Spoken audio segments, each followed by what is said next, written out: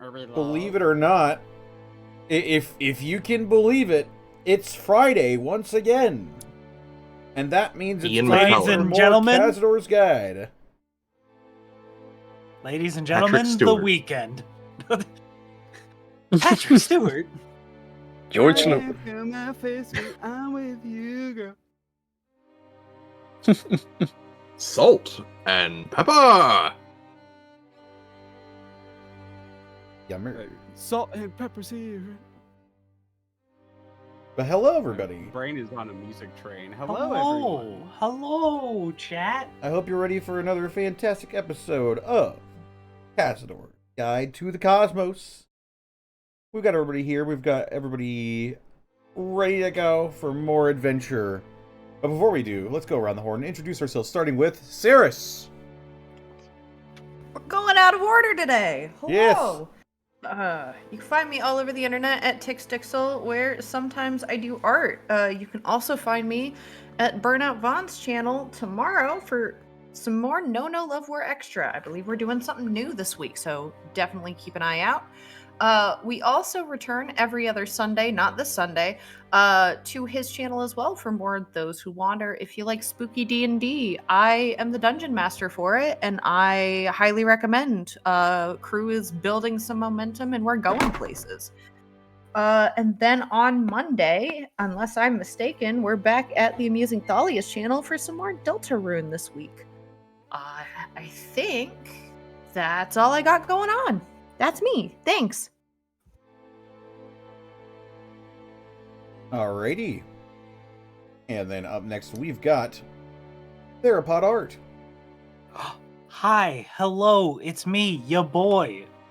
TheropodArt. When I'm not handling chubs at my day job, y'all can find me over on Blue Sky, Tumblr, Fur Affinity, all TheropodArt, Lizard Fun Bags if you want to see the naughty stuff.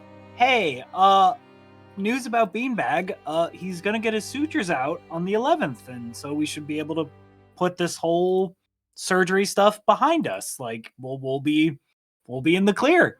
He's doing well. If you wanna help support Beanbag in his medical endeavors, here's a GoFundMe, because they might run some more blood tests, but we're pretty much in the clear at this point. But if you want to help, that'd really be appreciated. Other than that, hey, if you like this D&D, we do this shit again on Tuesdays. Vecna, you've ruined. It's good. It's great. Our characters get along, and nothing bad happens ever. Everything's fine. That's it. That's me. Excellent. Excellent. And up next, we've got XanillisGrimm. Hello, that's me. Everything that I'm in, you've also heard of from my lovely fellows here who are also in it or a part of it. With the exception of this Monday, essentially, very likely, we're going to be back to some Stalwart Souls. Twitch.tv/XanillisGrimm at 7 p.m. PST. We're finally back. Just in time for more cancellations for the later holidays this month. Oh, no! But we'll see how it plays out. Aside from that, the only other thing I'm on, I think, that hasn't been mentioned is twitch.tv/TheUnexpectables on Saturdays at 6 p.m. PST for some more Gateway. But, as always, I post everything I do, which is almost entirely TTRPG content, over on my Blue Sky at XanillisGrimm. That's me. Thursday Alrighty. Mad Mage. Check him out on Monty's channel. Oh my goodness, Thursday Mad... Oh, actually, I don't know if it's Thursday, but normally yes, twitch.tv/MontyGlue, 7 p.m. PST for some Dungeon of the Mad Mage. We're at the point of no return, so yippee! Oh shit. They leveled up. Yippee! Very nice. Up next, we've got Citric King. Hi, hello, I'm Citric. You can find me pretty much everywhere at Citric King. Everywhere being mainly Blue Sky, and then stuff like Tumblr, Instagram, and, Twitter if you want to see that account. On my end, rather busy to be posting stuff, but I am joining a mini campaign just for the month of December over at, let me check, I believe the name of the channel is Dummies and Disasters. In Yeah, that's going to be every Thursday for the month and the 1st of January, I think. Yeah. So if you want to see like some stuff like that, like you can drop by. But yeah, that is pretty much all I have right now. Rather busy, so yeah.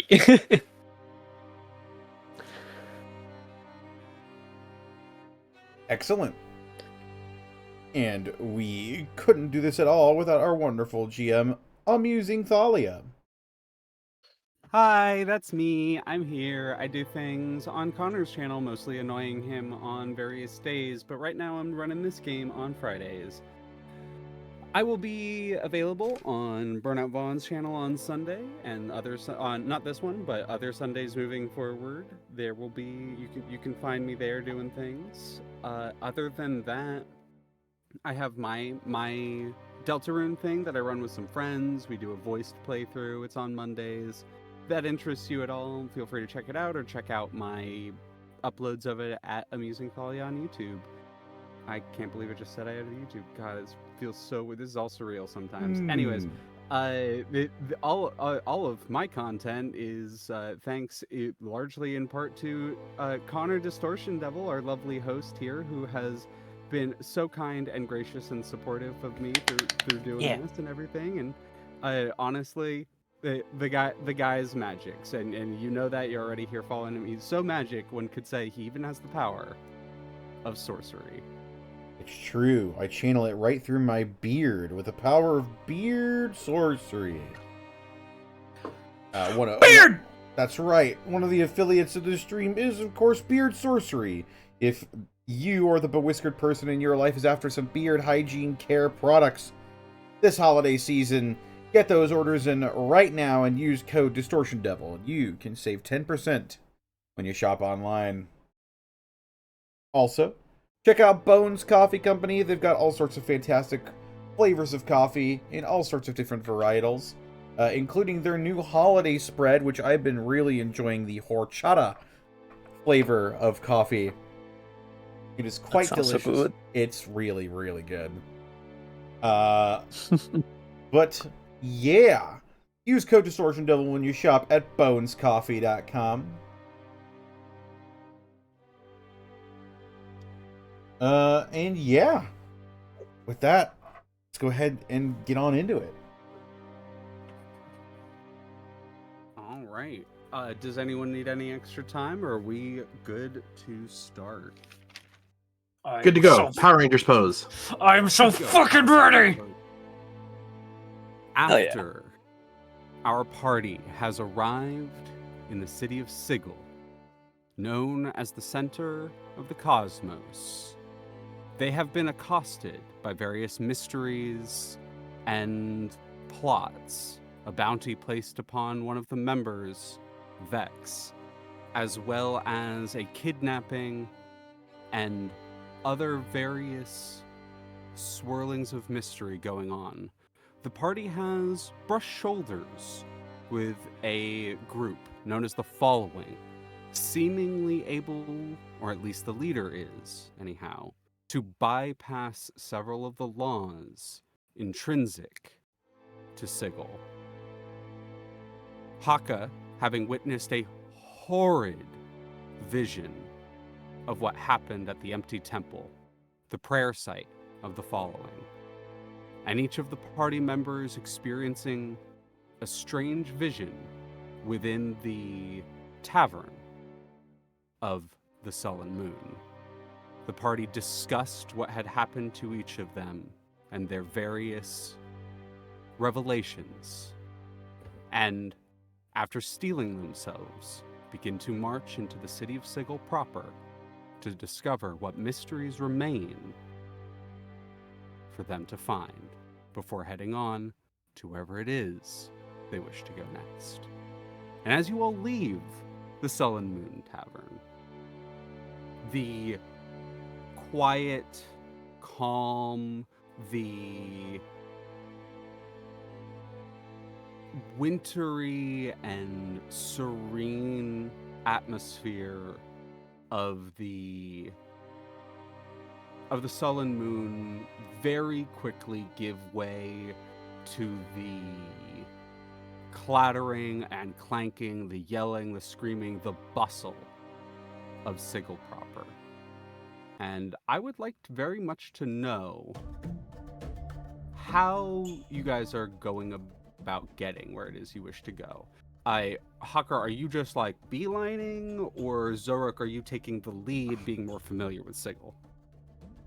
I would imagine Xoruk would be giving way to Hakka, who's got intelligence on where we're meant to go and emotional stake to do so. True. I will say, I don't know how Hakka could assist, because he knows like what the place is, but he doesn't really know how to get there. So I think, for the sake of brevity, like Hakka would ask like Xoruk to actually kind of take the lead. Xoruk, roll me a survival check with advantage. With advantage. This is kind of your home turf, so it makes a lot of sense for you to know it quite well. Like, Hakka knows the place where it happened, but not how to get there. 22. Based on everything you've heard, and something clicks in your brain, when you first arrived in Sigil, Xoruk, you arrived in a temple, the Temple of the Followers, where you spoke with Naimana. And you, realizing kind of that's where you're supposed to go, absolutely know the way to get there. It is a temple that used to be a temple to a different god, or a different religious order that has since been abandoned and seemingly taken up by the following. And you know that there are a few different routes you can take. You guys are currently in the border between the old Guildhall district and the Clerk's Ward. A little bit further into the Guildhall district, you're on the map here, so you can kind of see yourself. Yeah. And there are a few different routes that you can go. You can kind of go into this like mass of cities, or massive like buildings down here, the Githzerai, also Githzerai, but you would know that there is a decent Githyanki population in there. So you can head through there if you'd like. It would take you directly, it wraps around, and it would take you directly into the circle side, or the ladies side of the ladies ward, into the temple district, and would probably lead you right there. That's the quickest method, but probably the most let's say conspicuous for you specifically, Xoruk. The other method is going through the Great Bazaar. That's probably the least conspicuous, just because of how busy it is, and you can go through the Great Bazaar and then cut through the Grey Towers district into the Temple district. The last method that you think would be like relatively easy to go there is cut just straight through. You would head right through the Clerk's Ward, but that does have one last little problem, is if cutting through that corner of the Clerk's Ward, you pass by the Administrator's district. And if you guys are still wanting to keep a low profile, aka not have Kazador be recognized by any representatives of Mechanus, that is running the biggest risk there. Because you would pass by the Administration District and the Hall of Records, as well as you would be very near the Hall of Concordance, all of which are very well known to be hangout spots for emissaries of Mechanus. So there are a few different routes you can go, and Xoruk, you would know best, so I leave this decision up to you. What's the most expedient route? Expedient, it's probably just heading straight through the Githzerai to so on the map to the south. It would be maybe conspicuous for you specifically because there are a lot of Githyanki in the Githzerai. But it would be the most expedient. It'd be the fastest way to get there. He's just gonna take him down that. All right.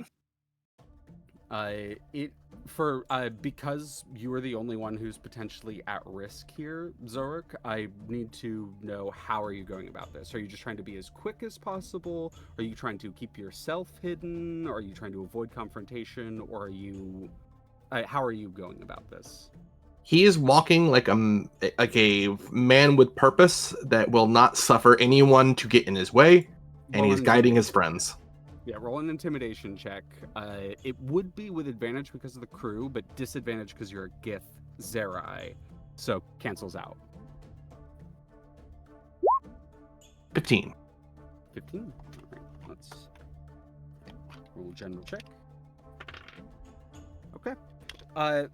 You notice at one point, as you guys are kind of rounding a corner, there is a group of Githyanki, probably you would guess, with your experience with them, Xoruk, there's a group of like Githyanki military, probably lower ranking, maybe there's an officer or two amongst them, but they're like lower ranking naval troops.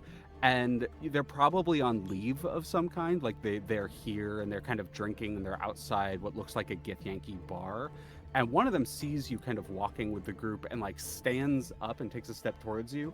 And the officer sees them stand up and kind of is half smiling, looks over, sees you, and the like smile drops from their face and they just grab the soldier's shoulders and like push them down back into the seat. Like, no. As you make your way through the district, seemingly unaccosted. You don't want this heat. Yeah, he's like, no, that's a mistake. That's a mistake there. Don't do that one. And you guys head through into the Ladies' Ward, and with a very short trip and not much problem, into the actual courtyard around the empty temple. Arriving is a bit of a sight. I actually think this is a good question. What were all of you expecting arriving here based on the story that Hakka told you all? Was anyone expecting anything in particular? Hakka, you in particular I'm looking at. Hakka would be expecting... maybe not expecting the... Remind me the name of the Solar. Alaviel. Hakka would not be expecting Alaviel or the follower themselves, but would be expecting some disciples of the follower. Like, Hakka's plan is basically to ask, hey, I'm interested in this following. Where's your leader? Take me to him. Like, yeah. You arrive at this courtyard. Does anyone else have like any specific expectations for arriving here? Just opening the floor to anyone else. I mean, with the carnage described, Rod is very much expecting, if not some chaos, at least the aftermath of like a bloodbath. The aftermath of a bloodbath. Yeah, makes sense. Well, remind me, Leah, like, how a lot of people were mazed and disintegrated. How many people were mazed and disintegrated? How many were like? Third. How many were flayed? Roughly a third. So there should be a decent amount of blood and viscera all over the place. The should in your description is worrying me. But continue. Rot, anybody else? Sorry. You expect a little bit of carnage and chaos. Rot, I'm gonna have you roll a perception check as you're traveling as well. Will do. Second. There you go.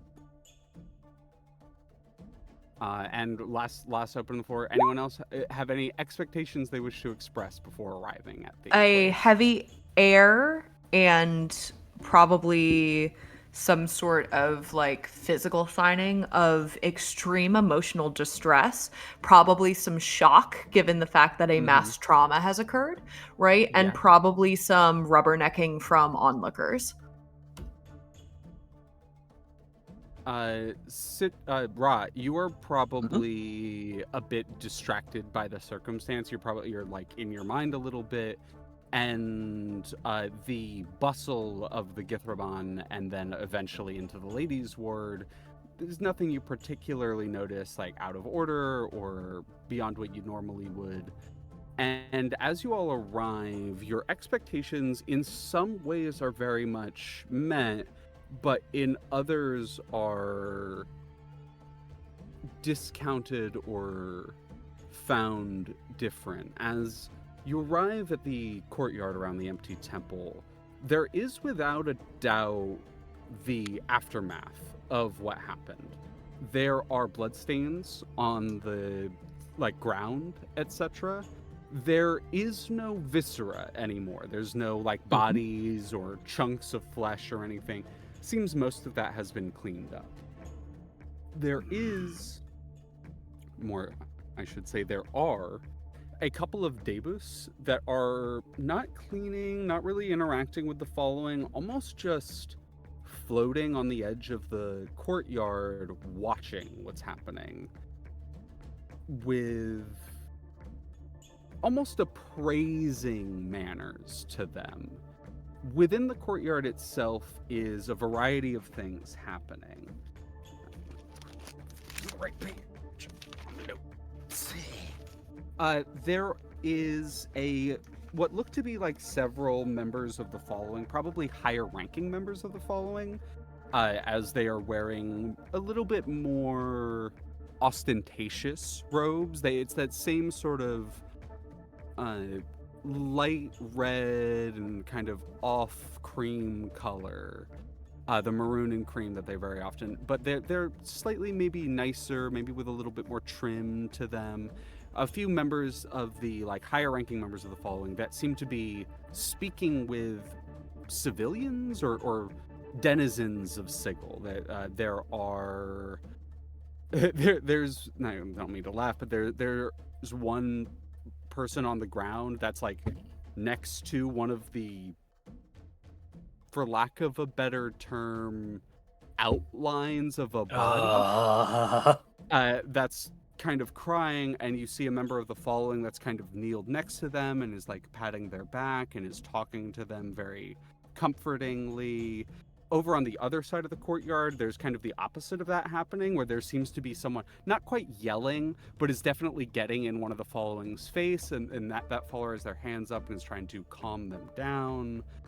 There is a chunk of probably acolytes that are just going about the courtyard cleaning, seemingly scrubbing, washing the blood off the floor, etc., etc. There's a very concerted and seemingly practiced effort here to deal with the aftermath of this.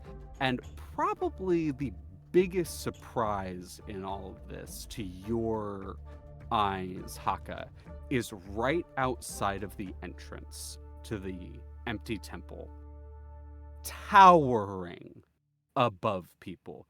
The size that the perspective of him standing atop the temple was hard to really understand, because the only other thing you saw standing up there was Alaviel. And Alaviel, and he definitely was larger than Alaviel.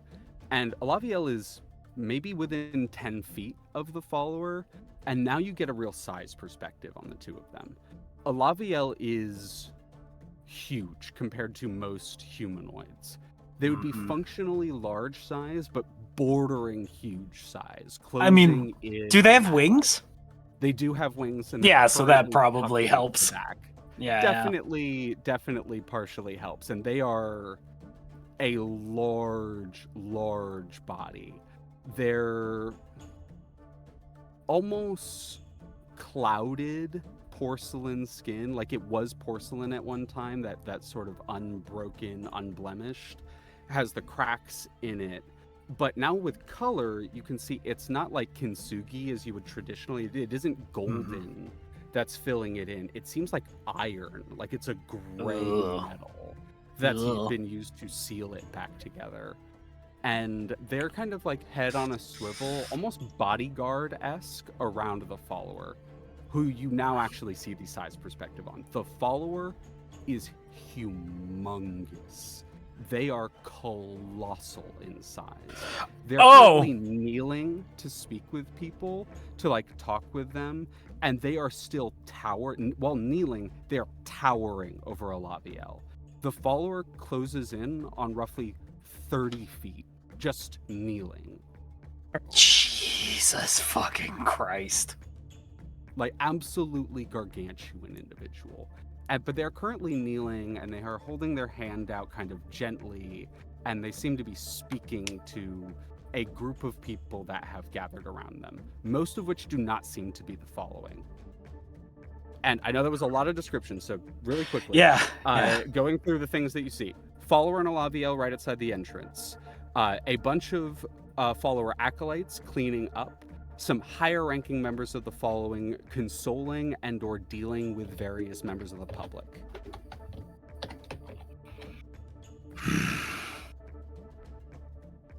Well, he's taller than I expected.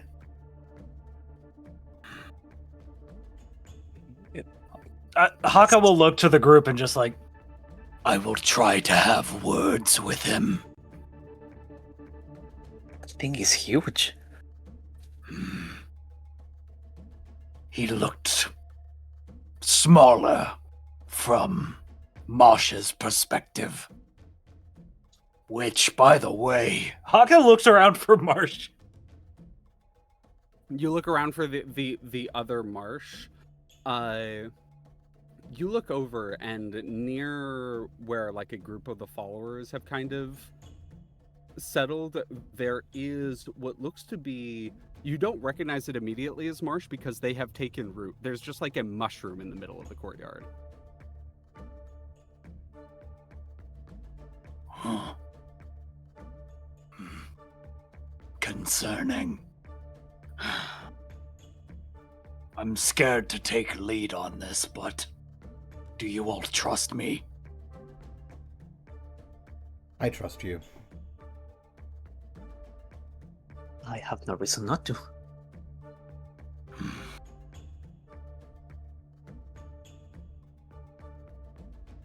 It's kind of an odd gesture, but Hakka will open up his jaw, stick out his tongue, and kind of place his hand into his mouth and cast tongues on himself. Fair enough. As you're kind of looking around, as you're assessing the situation, I just really quickly want to check in with the other people other than Yeah, Hakka. go for it. Kazador, Vex, Xoruk, and Rot. Is there anything you would be doing or looking at in particular as you arrive on the scene? Absolutely. Alrighty. So, given the fact that we sort of still see the remnants of the carnage, right? And understanding from what Hakka told us, the entire situation, again, very brutal. You mentioned that there were some members of the following who were engaging with other people. And Yes. I think as a start, I want to get a read on that sort of situation. Are there a lot of people in distress? Is it only a couple people? And then on the other end, am I getting the sense that they're using this opportunity to proselytize, or is genuine actual care being had? Roll an insight check. Sure. While you're doing that, Rot, Xoruk, Kazador, anything y'all would be doing? Because we have a march missing, Rod would be very much looking for them, and if You would Hakka spot the points, mushroom, yeah. Hakka Yeah, would have Rod would pointed out. Yeah. Rod would immediately rush towards it. All right, you're going to the mushroom. Vex, you're inciting the members of the following. Xoruk, Kazador, anything in particular? I think Kazador would be looking for signs of magic use in the area, like anything that seems off magically in the. Yes. Yeah. Arcana check. While you're doing that, Xoruk, if you have nothing in particular that Xoruk would be doing, then feel free to speak up now if you do. Xoruk would be just watching over the group, mainly keeping an eye towards Vex, knowing that we are in a public space and they have a bounty. Works. That's actually perfect for what I was actually going to have you roll anyway, so roll me a perception check, because you said so with advantage. Percepzione.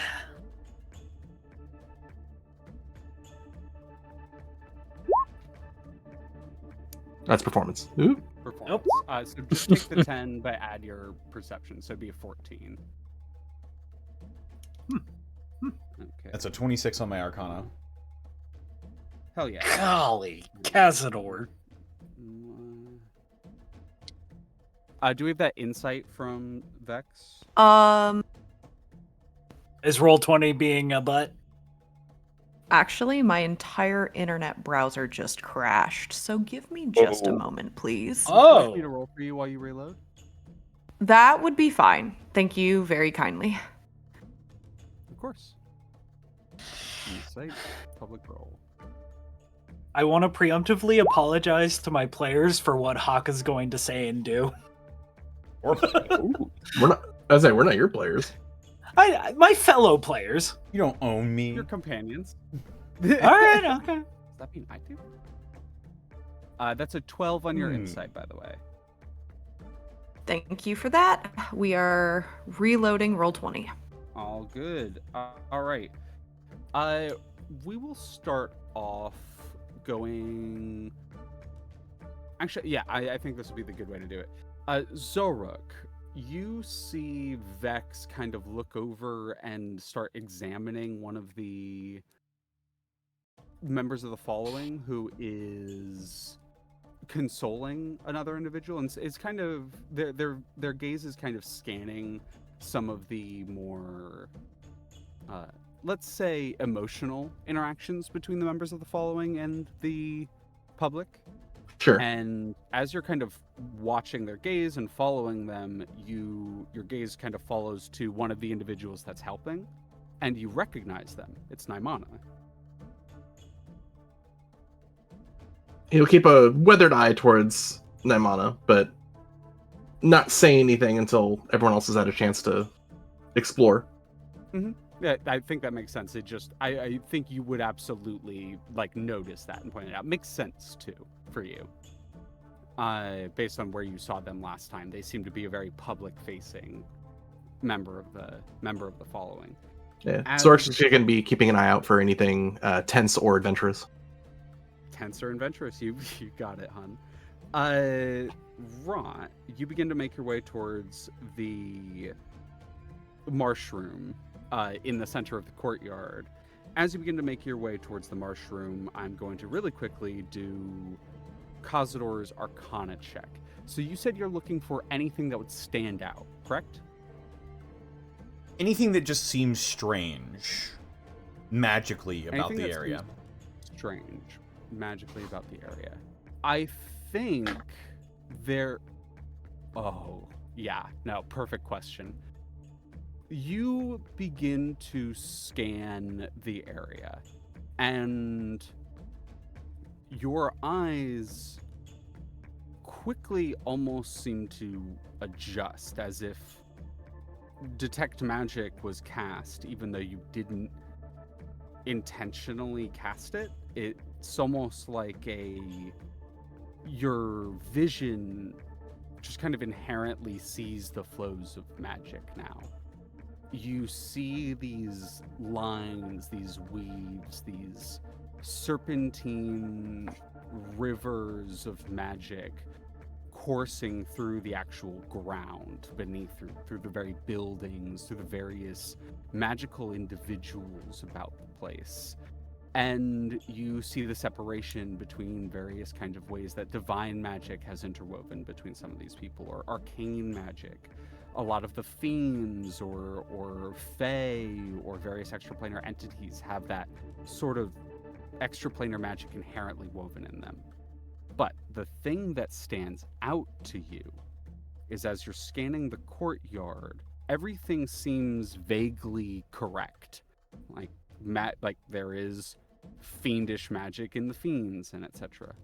But the follower has something you've only ever seen one place before. Last night when you were dreaming and you looked into the serpentine coils of the thing that called itself magic. You kind of look down at your own hand, you kind of feel the way that magic has manifested with you recently. This breakdown of the barriers of various kinds of magic that has started to come to your understanding. And you look over at the follower and you see that same thing. All the various kinds of magic, all the various ways that you can call upon magic intermixing within them the same way it intermixes in you.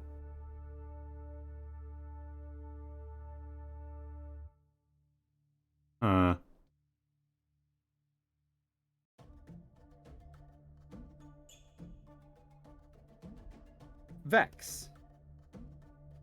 Reading the various individuals, there is something you are not the most practiced at, like, reading intentions. You're not the most practiced at discerning how genuine someone is. But you do get a read on them. You do get a little bit of a insight into the way that these interactions are going. You can tell, you do not know to what extent either of these things are in play. But there is without a doubt some of the people who are consoling the public, there is a genuine care and attention and intention behind helping them.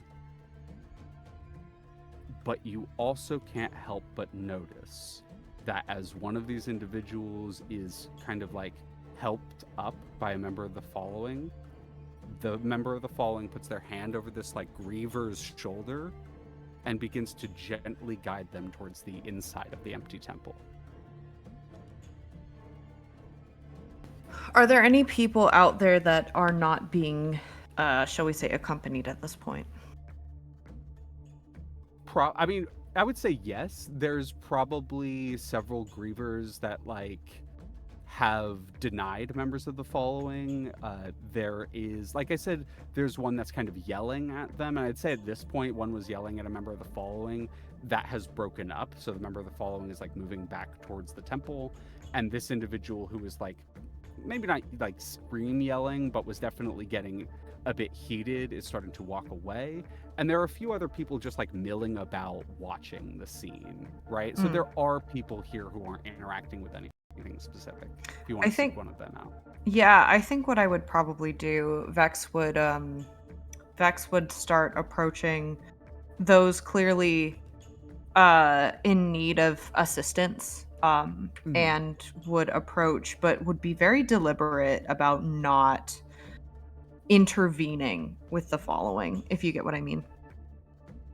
Yeah. You begin to head over kind of near where one of these members of the following are sort of consoling some individuals, but there's another like smaller crowd semi nearby with like a few people standing around one person who's kind of on the ground, like nearly inconsolable, and you kind of like can't help but hear the keening, and you kind of begin to make your way over there.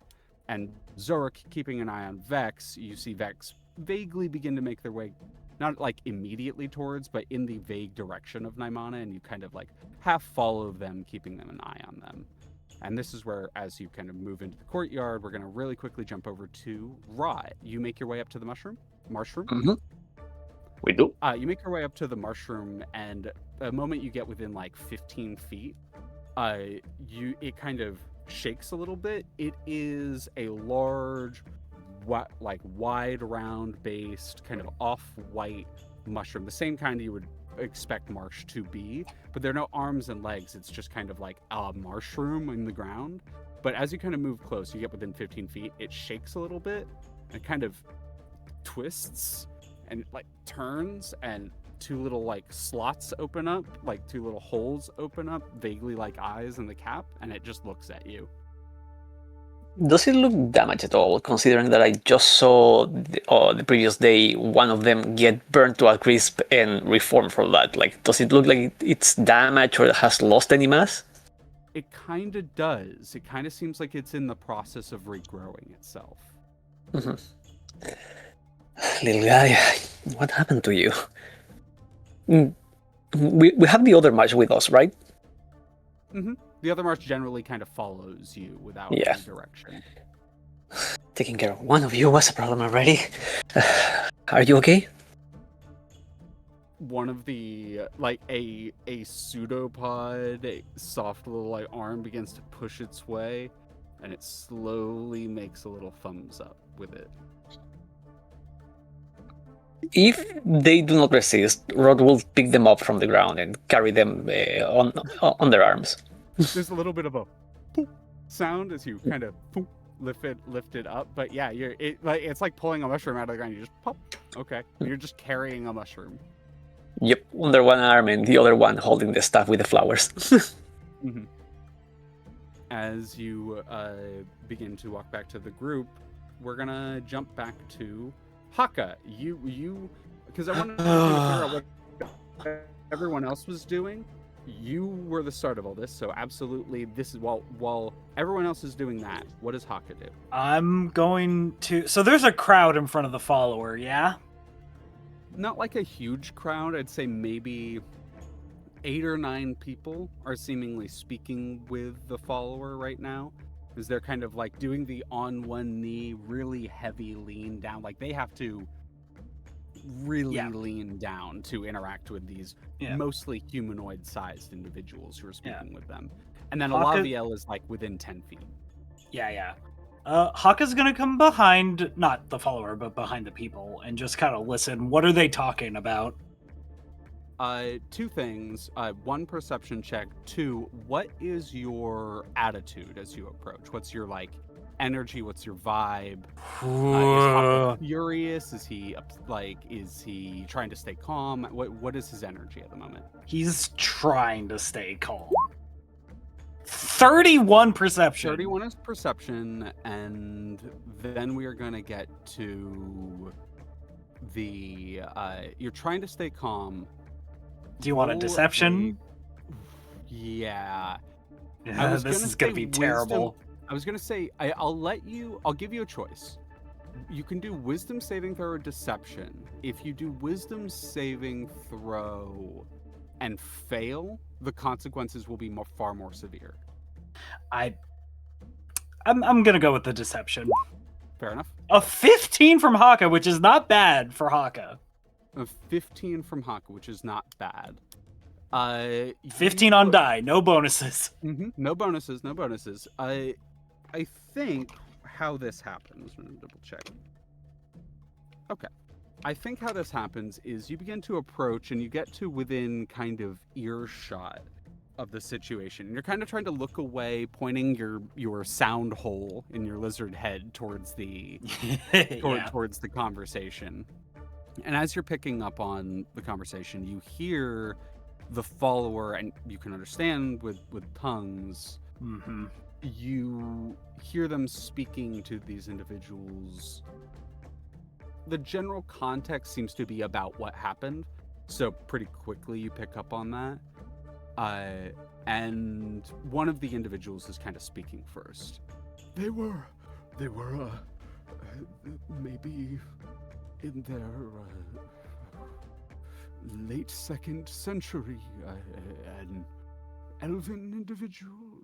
Do you recall them? And the follower kind of, you hear the shift and shake, the kind of tinkle of the various charms and stuff as the follower shifts. I do. The individual you speak of, they were not a follower.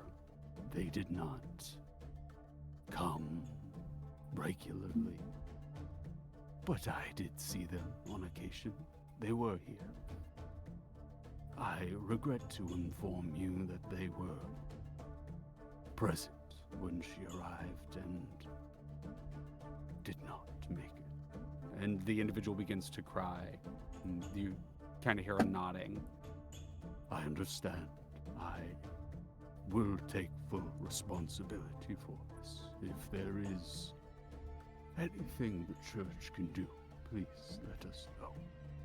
It is a tragedy, every lost life. It pains me to see it still happen, and the larger we grow, the more intense these events can be. There's a Hakka's squinting. There's a reason why I don't do open forums why I don't preach in the way I used to. It saddens me dearly, but the larger our clergy grows, the more people are prone to misunderstanding. I am afraid to say that I did not do a proper job in instructing your family member. And for this, and you hear a thud, and it kind of causes you to look over. And as you look over, you see Alaviel staring at you, just full eyes boring into the side of your head. In me? At me? At you, yeah. Yeah. Okay. All right. They aren't really they don't do anything. They don't say anything. But it's you hear a thud, and you look over and you see Alaviel, and then you see the thing that caused the thud. As you see, the follower has dropped to both knees and has placed their knuckles on the ground and is bowing in front of the individual.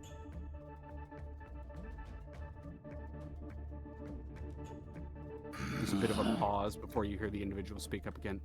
I understand, I do. I thank you for speaking with me. May we host the funeral here, since they came so often? It would be my pleasure. The follower speaks back up. I would be happy to host their farewells here. Please speak with one of the members of our clerical department. They'll be able to assist you more so. And this individual kind of nods and does a half bow. Thank you.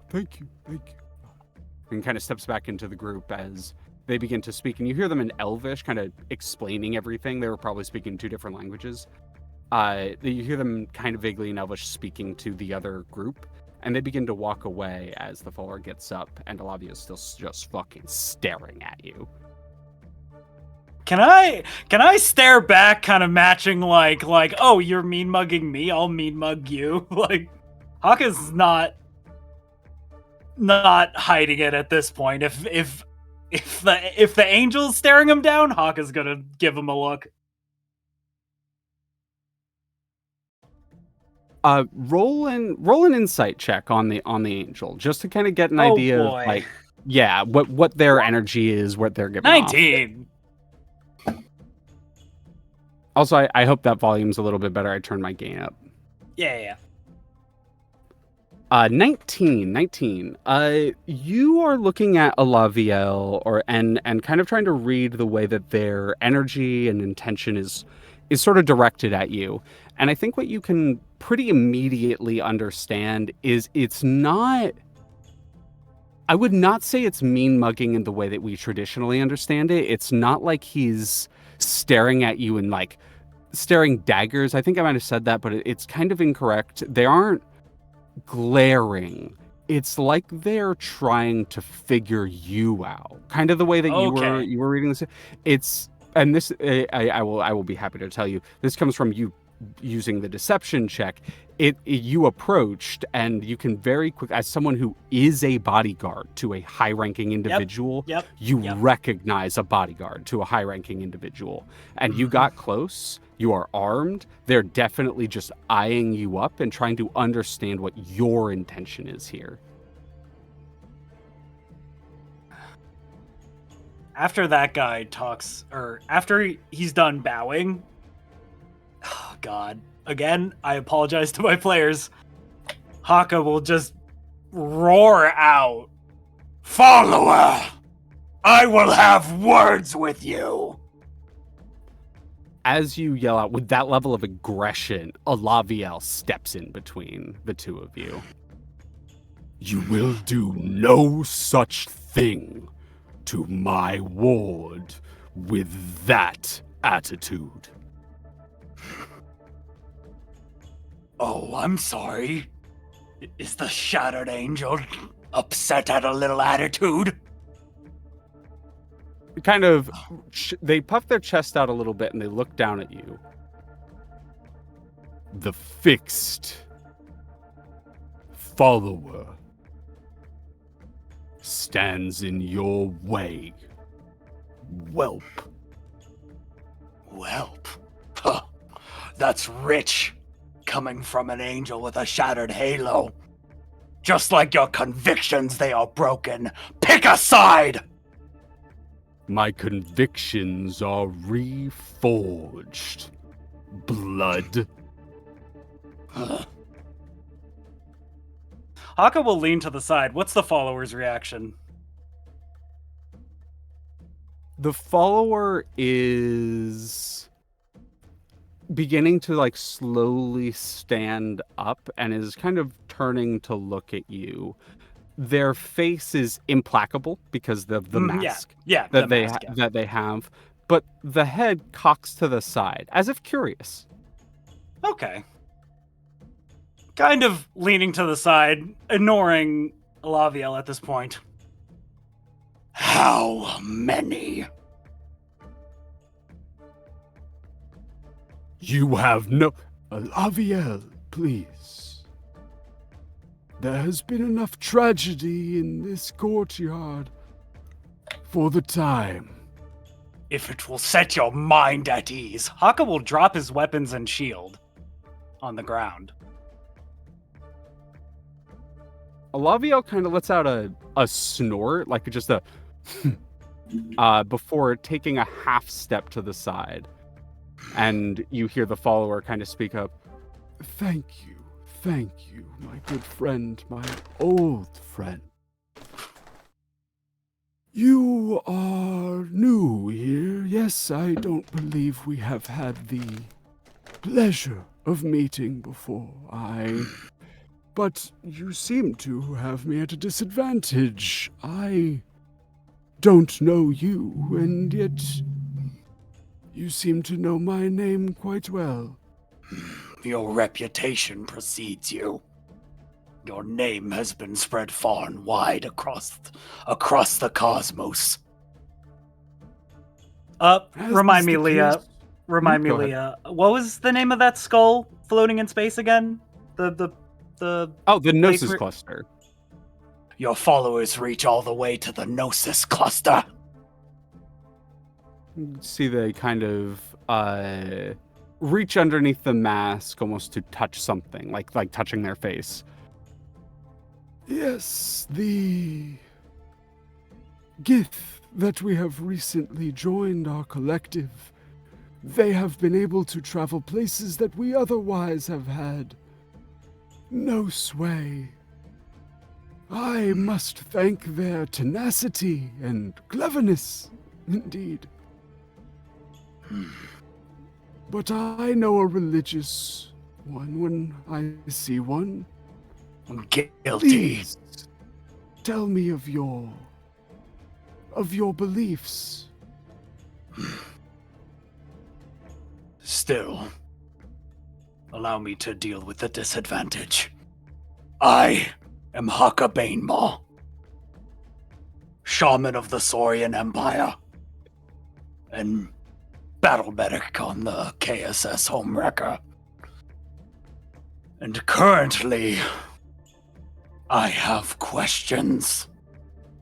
So I ask again, how many have to die for you to get what you want? They look down and they kind of hold their hands out. And then they look back up at you.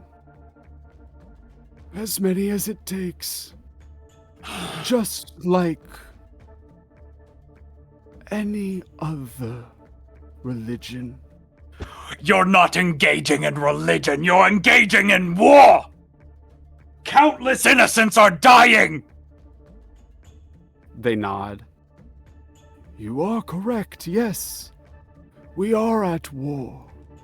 We're at war with the very cosmos. This world, these worlds, it's all broken. Don't you understand? It can't be fixed. Not by the methods that have been taught to you. No. a heavier hand must take its place. So, cruelty begets cruelty. That's how you're going to fix things? You only see the sadness that you wish to see to prove your perspective right and ours wrong. But tell me, Hakka, how many have your people killed in the name of your ancestors? We can play this game of who's got the highest body count, who's more vicious and cruel. But I don't want to. I want you to stop. I want you to realize the foolishness of playing this game. Of, oh, I'm unforgivable. Well, I'll forgive you if it means people stop dying. Oh, dear Hakka, people will never stop dying. That is the very nature of life, is to die. Oh, do not lecture me of the cycle, please. You are needlessly sending innocents to their grave. You are invoking the lady to further your own reputation. We are honest about what happens. We tell the truth of the various universe and its laws. We do not shy away from the fact that embracing this truth can mean death. Like every religion does, they'll pretend that theirs is salvation. No. We are not salvation. We are truth. Okay. Then tell me the truth of when everything is perfect, at the end of all this, when every part of your world is right and just and fair, what are you going to do with the people like you? The troublemakers. And Hakka will look to the Solar, like, when he mentions troublemakers. What are you going to do when everything is said and done? In my perfect world, Hakka,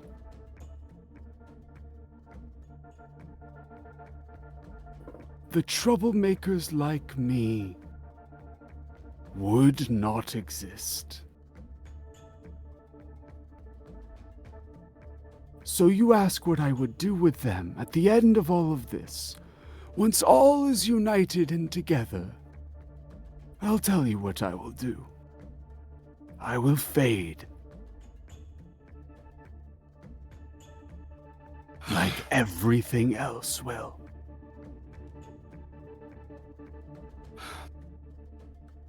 Your religion is just cruelty and death. You just want to end everything. What a disappointment you are.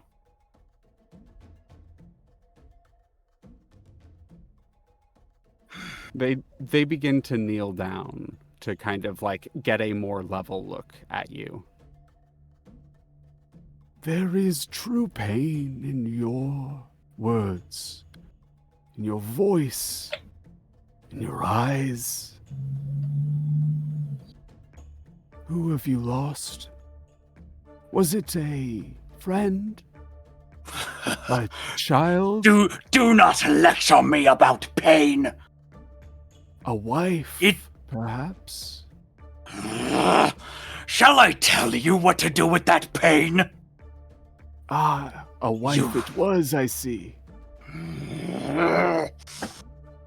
You grab hold of that pain. Hold it tightly until it burns your hand. And you say to yourself, No one else should have to live like this. No one else should ever have to feel that pain. Not on my watch. So this... And Hakka points to the blood and the people crying and stuff. No religion is worth this. Spreading this pain is nothing. Nothing is worth this.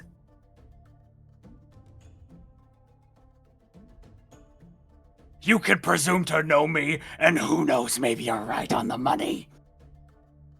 But I am begging you, despite my aggressions, despite whatever, I am begging you to stop! My dearest Hakka. I am not your dear. I'm afraid you're wrong. Everyone is dear to me. Every piece of these worlds is equal. It all matters.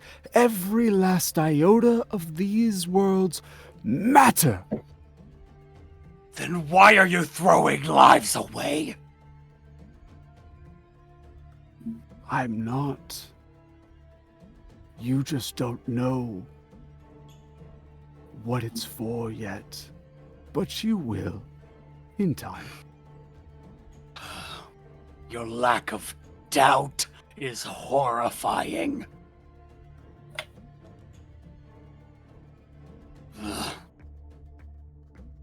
Carry on.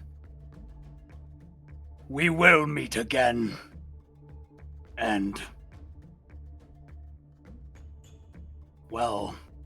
Hakka will just pick up his weapons and walk away and join Kazador. Hakka, before you go. Turns around. When the pit opens, do not run.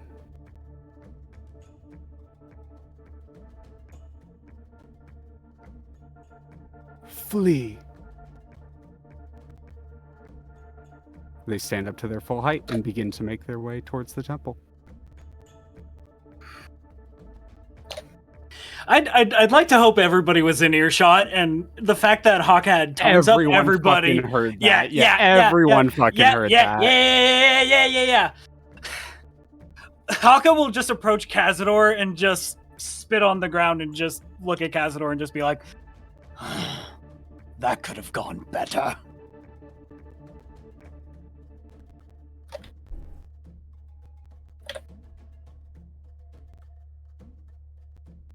Really sure what to expect from all that.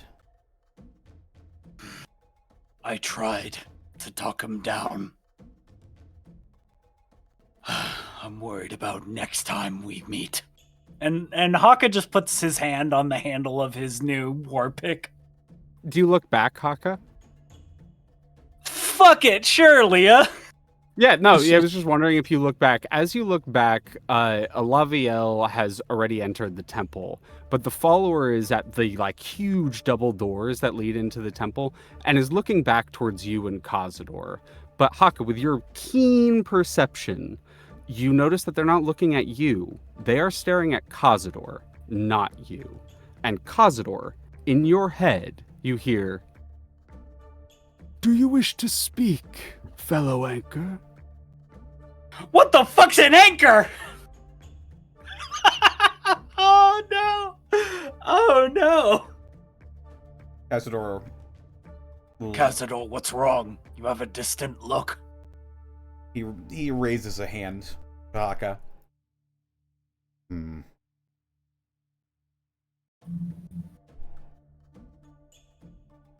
Kazador will go over to the follower. As you begin to make your way... Hakka's smiling! Hakka's fucking smiling like, yeah, go get him, buddy! As you're walking towards the follower says, "Accompany to my room, please." and without saying anything, Kazador only hears that in their head, the follower turns and walks into the temple. Give me but a few short moments. I will not be long. If you're not out in 10... If you're not out in 10 minutes, I'm gonna come in swinging. He, like, looks behind him into the temple, looks back. Make it 15. Very well. As Kazador disappears... Oh, anything? Were you going to say something, Connor? I was just gonna say, So, what's this all about? and Hakka just points to the mushroom in front of Rot, just like, what's all this all about? As off For the screen. record. Yeah. Well, for the record, the moment Hakka roared, just Rod reflexively cast Shillelagh, so you can see the stuff glowing as you point at the marsh. Good instincts. Were you going to say something, Connor, before heading in? Yeah. Also, good scene, Leo. Good scene, Thero. Yeah, I tried. No, I don't think he was gonna say anything. All right, as I think Xoruk and Vex would notice Kazador disappear into the temple, and you would see Kazador right as you enter, Alaviel kind of do a this way and like begin to lead you towards a back room to meet where the follower seems to be headed towards. We're going to really quickly jump to Vex. You are making as you were walking towards the group and like begin this discussion, that's when all the stuff with Hakka would have gone down, but you would have had a moment before all that happened, so feel free to start. I guess my question is, like, as I'm approaching, like, what is the situation? Is it, just a bunch of people distraught at this point? Like, what exactly am I looking at in terms of where I'm focused at? Because to be perfectly honest... so based on... Go ahead. To be perfectly honest, like, Vex would notice Hakka approaching, but, like, would not truly... There are other things to be focusing on right now, to be perfectly honest. In the background, just... Yeah, so Vex, based on the questions you asked, as you examine the situation and approach the thing of interest to you in particular, you see the group that you were approaching. In the kind of center of it, there is an individual on the ground who's keening, the term for like scream wailing and or crying. And there are a couple people nearby that are like have tried to console them, but they seem to be almost probably maybe friends or family members of this individual who's keening, and they are right in front of one of the bloodstains.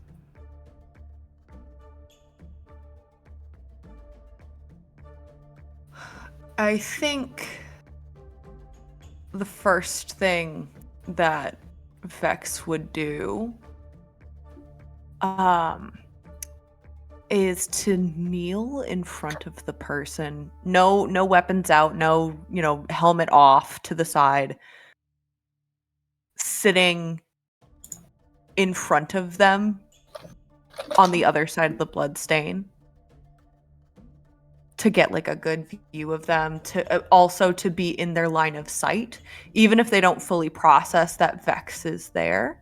Right? Mm-hmm. That's sort of the way that you approach somebody who's like knee deep in like an episode or like a panic attack. You want to make sure that they can see you so that they're not alarmed when you do the next thing that you're about to do. And I don't necessarily have like anything of the sort of like calm emotions, right? But if you'll allow me to sort of, I guess, be creative in this moment, right? Vex, I think, would use, and I realize it says casting time 10 minutes, but it feels appropriate. I think Vex would use Prayer of Healing in this moment to sit with that person and almost in like an attempt at offering a calming presence, offering them something else to grab hold to. They would start singing this sort of prayer of healing. And of course, anyone who is within range that looks actually physically injured is going to end up getting healed essentially. But Roll a charisma check with advantage to kind of arbitrate the more creative use of the spell. I absolutely support and encourage my players to use spells in slightly alternate or creative ways. The way that I have always done it is caster stat checks to see how Alter it. well the use, the alteration goes. give me a second. Absolutely. Roll 20. Cooperate, please. It's not letting me. I should have got the There we honey go. tea ready. Okay. Oof. 12. 12. So roll me the prayer of healing, like HP. It's a second level spell, so that is a success. So the way that the DC for it is, it's 10 plus the spell level, so is a success. Okay. Let me. Literally ahead and- just by like the exact number, but it is a success. I will take it. A success is a success, you know? Mm-hmm. I also haven't had a chance to actually do this, so. Alright. Plus. You've managed to alter the spell. The healing is to kind of represent how effective this individual cast is. So that's 2d8 plus there. 2d8 Yeah. plus charisma. 2d8 plus 3. 7 plus 3, so 10 HP. Okay, 10. That was the number you wanted. As you kind of kneel down and you lean forward, you see that this individual, they are kind of alien looking in nature, at least to you they would be. They are blue skinned with kind of polka dots or spots on them, almost kind of like freckles but larger. They have 3 fingers, like long lithe body, that very like long elongated face, no nose, just like slits in the face. A very strange looking individual, but they're kind of like, it seems like and they're still kind of screaming and crying. But with the casting of the spell and you go in there, it seems like maybe just the presence of another individual that they can see that isn't the people behind them just causes them to be more aware of their volume, perhaps. As they kind of slowly begin to cut the volume back, you notice that they've been slamming their hand on the ground and almost like scraping at the blood stain to the point where it's gotten raw and red and a little cut up. And you kind of, the hands glow a little bit and you hold out your hands and they kind of very shakily put theirs in yours as you channel the magic, heal up the small little cuts and bruises that they've been causing themselves. As you kind of make eye contact with them, they say something in a language you absolutely do not speak. That's okay. But you understand the intention behind it, which is thank you. And I will gently squeeze their hands in affirmation and in an attempt of comfort, right? Just a sort of, I recognize there's a language barrier here, but as a way of saying, like, I'm here with you in this moment. I'm gonna stay here. I'm gonna hold your hand as long as you need it, and I'm not gonna get up immediately. And I'm just gonna kind of continue to sit with them. Roll a holding their persuasion check hands. again with advantage. Sure.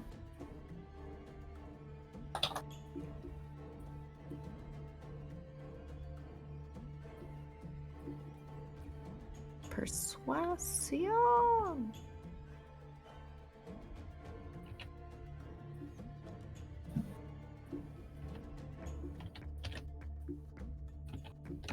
If Roll20 will cooperate, we're having a little issue with the drop-down bar. There we go.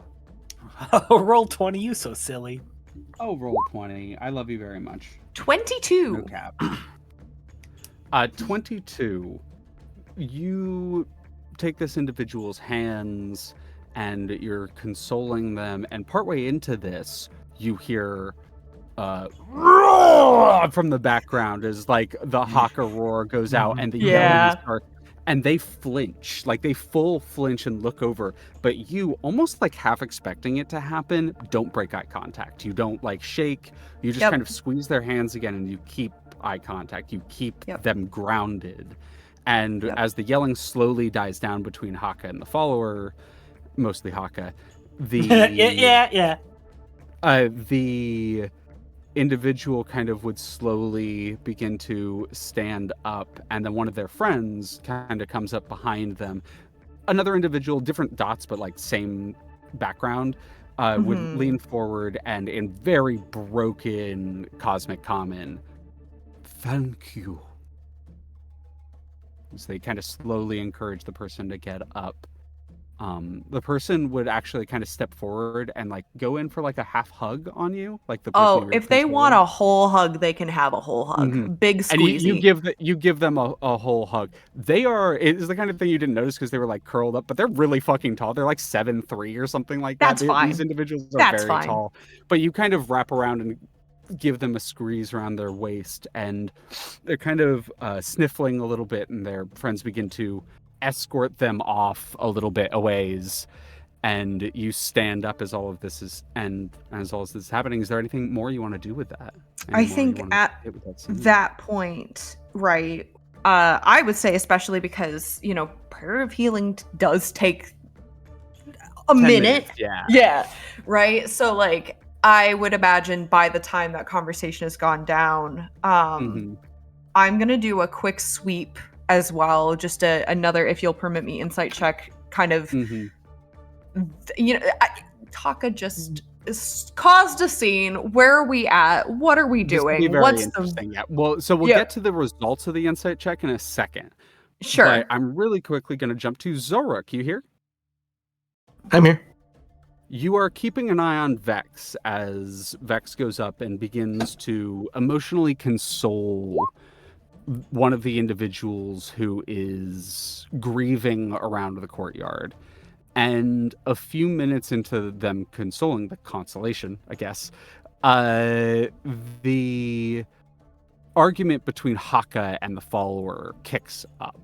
And you would notice kind of vaguely nearby, Naimana shoot up as the conversation escalates.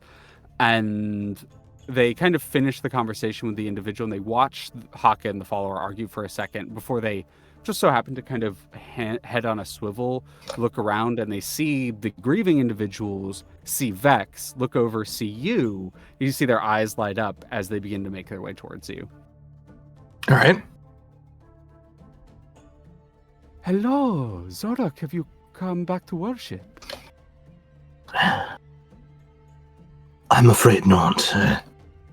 My companion here had a few words for, I suppose the follower. I'm here just simply to escort and to help if I can. That's your companion, And gestures back towards Hakka. One of them, yes. I see you must be traveling with a new crew then, these days. Yes. Would make their way over towards you, and they're gonna go in for a comforting hug. They'll accept it. You know Naimana. Naimana is rather intimate, so does the deep hug, kind of nuzzles into your neck a little bit, places the hand kind of a bit affectionately on your cheek. It's always so good to see you again. It is always a pleasure, of course, to see you. However, are you here to also assist with, I suppose, the tragedy? Well, I suppose it is a tragedy every time it happens. There's a reason the follower does not do public sermons so often anymore. Many people, due to how large we have gotten, misunderstand his words and end up mistakenly worshipping the Lady of Pain, causing this. It's usually a avalanche kind of situation. Once one happens, it's sort of, picks up pace, I guess. But I've been working with the public for some time. I haven't been needed like this in a little bit, but I am quite comfortable interfacing with individuals, as one would say. I must admit, I believe I am one of the individuals that you have mentioned.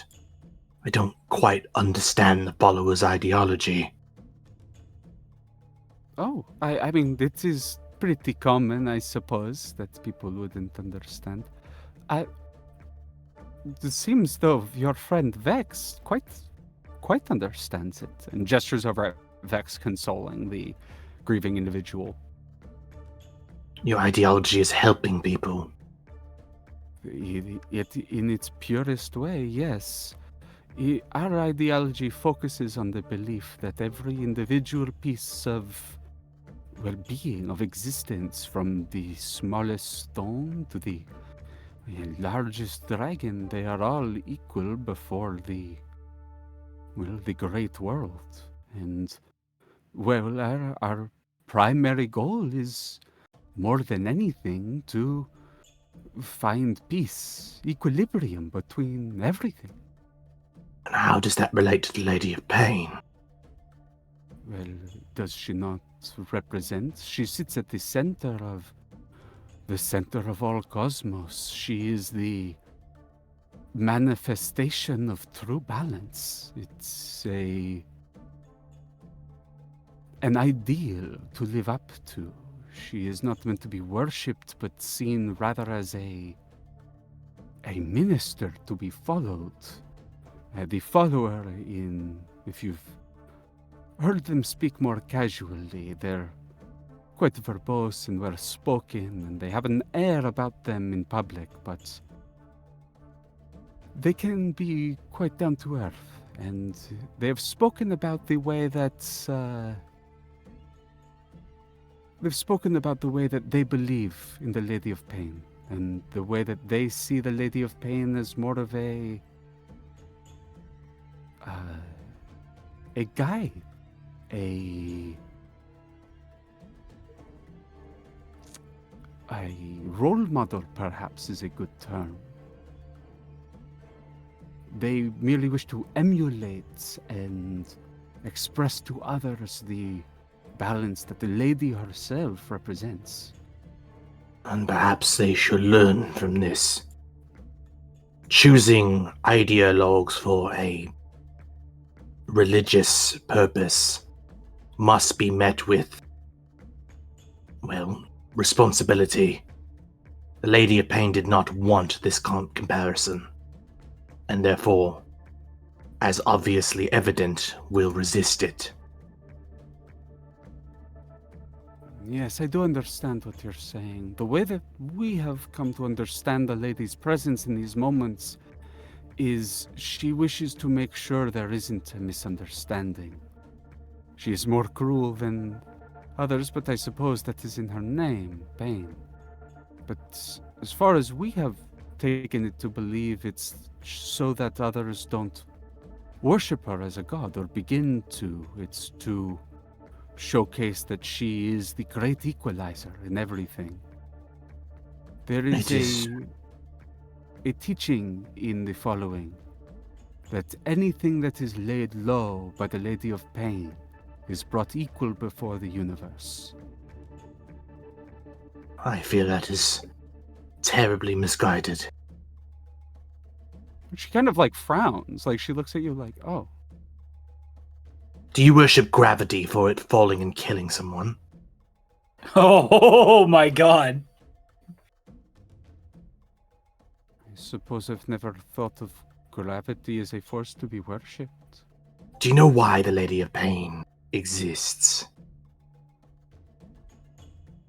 Well, the way that we are taught is that she exists as a manifestation of balance in the universe. A balance of what? She kind of, her brow furrows. She does not have an immediate answer to that question. Balance? She is balance. What does she balance? These are just words you speak unless you can give them meaning. The planes, as far as I am to understand, yes, she balances the very universe. So she keeps them in place? Yes. No, she does not. If you were taught this, then you were taught a lie. She balances power. Power not between mortals, but between gods. She cannot be worshipped, because if she is, the gods will suffer their wrath upon her. She holds what would be the claimant of the throne of the cosmos for herself, not for the sake of glory or for the sake of her own power, but because it is necessary. Without it, there would be a war unlike anything that could be fathomed.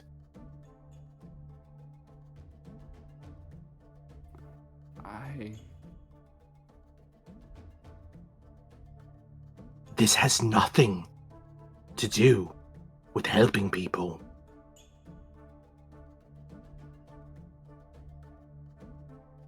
Roll a persuasion check. Man, you should have been the one that went up and talked to the follower. 26. She, takes a half step back, almost afraid. And she kind of reaches up to her chest, grabbing something underneath her robe. No, you must be wrong, no. You know me. I am happy to be wrong.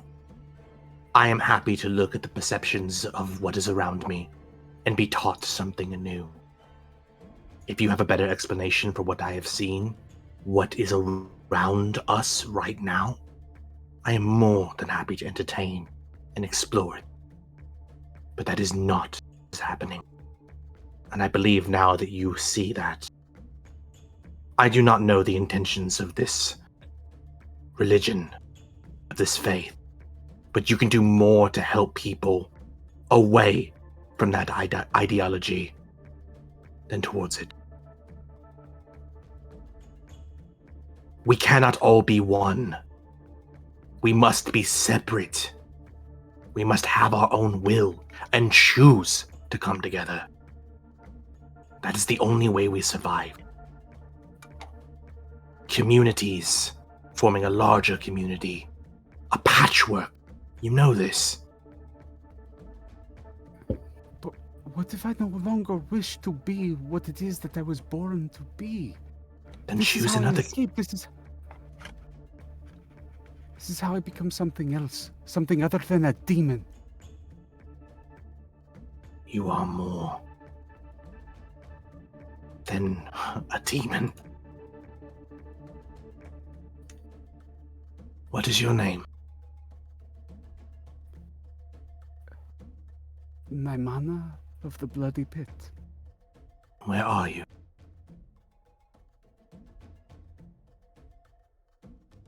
The city of Doris.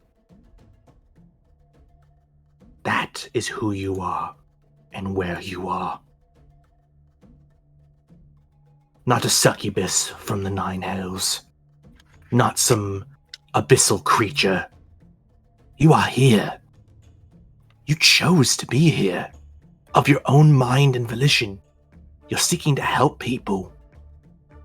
That is who you are. Or your actions. Not what you were unchosenly born to be. But I found others who wish to help people too. Then let them help. Do not blind yourself to an ideology that might, even with good intentions, be harmful.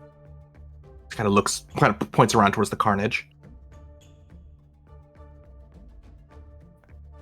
I've met so few who are willing to take me in. Xoruk, you don't understand.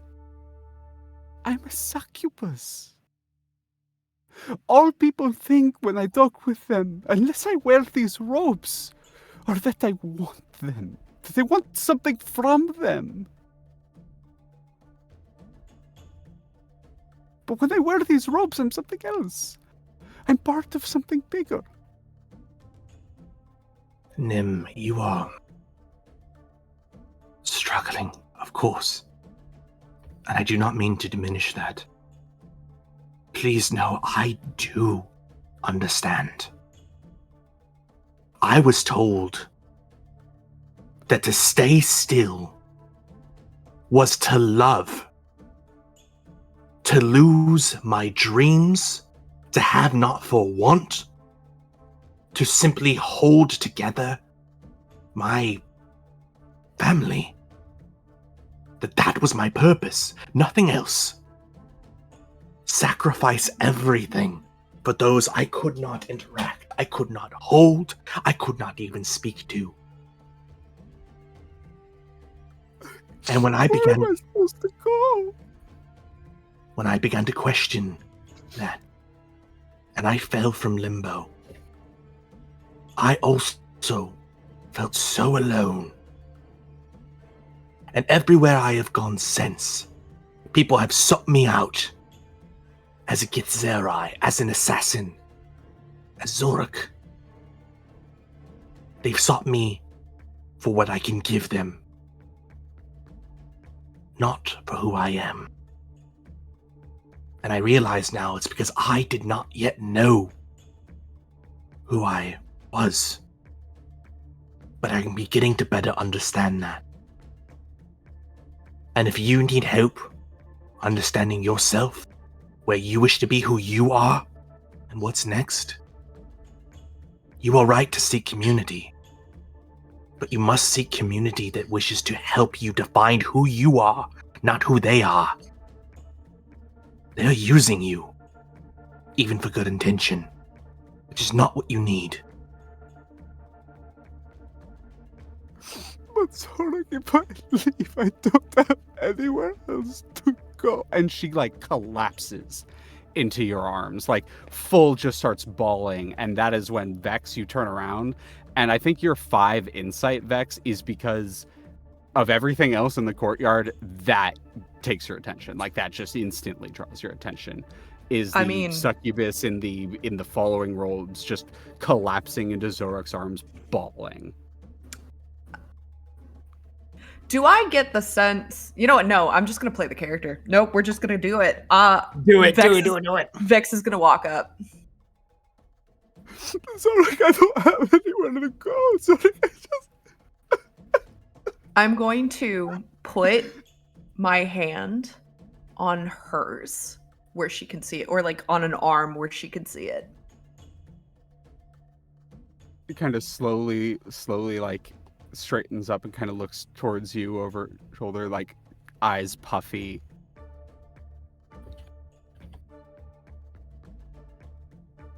It's all right.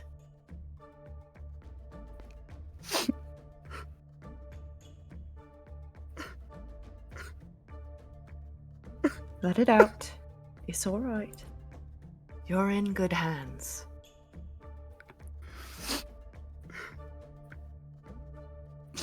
Thank you, Vex.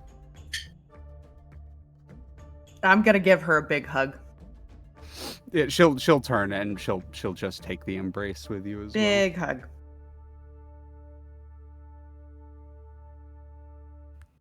I think there is some consoling that happens for a little bit. Naimana kind of does the cyclical mourning for a little bit as the two of you kind of take her over probably to a place to sit down and console for a little bit. And that's where we're going to take a quick break before going inside the temple to what Kazador's up to. Oh boy. Yeah. Good stuff. I love the contrast between like how Hakka tries to deal with talking to the follower and how Xoruk dealt with talking about it. Xoruk just talked down his god. Yeah. Xoruk's cooking right now. Oh yeah. I was like, damn, I wish I'd thought of that. Sort of be like, debate me, bro. Be right back. Yeah, be right back. It's like, would you worship gravity? Would you worship gravity just because it affects everything and it kills somebody when they fall? It's like, no. Fucking idiot. Fucking loser. Well, no, they were told something means something that it doesn't, but because there's a logical through line, they didn't really read further into it, which... Yep, yeah. That's how fucking cults work. That's how religions work a lot of time. Yeah. And I think Hakka was just focused on the casualties and Yeah, that makes and total sense. not really trying to like logically break it down. I just love how different characters are approaching this. Mm-hmm.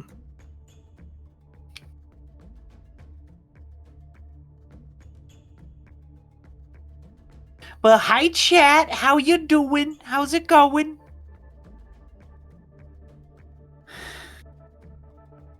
I wonder what Kazador's gonna talk about with the follower. That's gonna be crazy.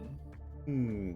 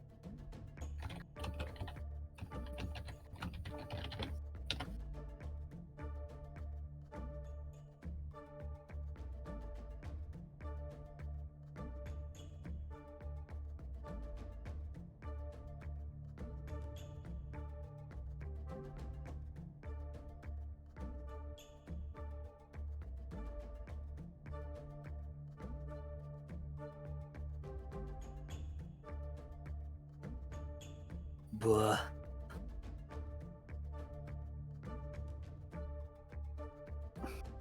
Also, I do have water, so I'm fine. But I forgot to make tea with like honey and milk. So this is probably gonna be another Thero's voice is fucking thrashed by the end of the session. Mal. Rut-row.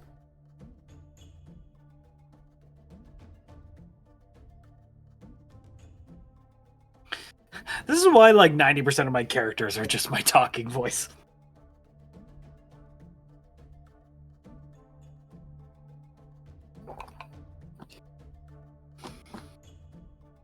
Speech patterns often are way more important than throwing your voice around. Mm-hmm. Mm-hmm.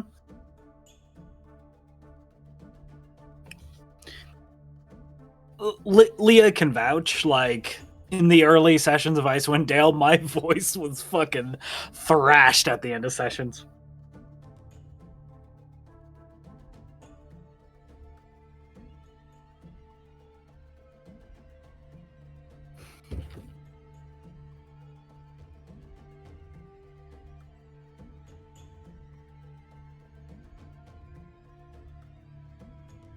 Ugh.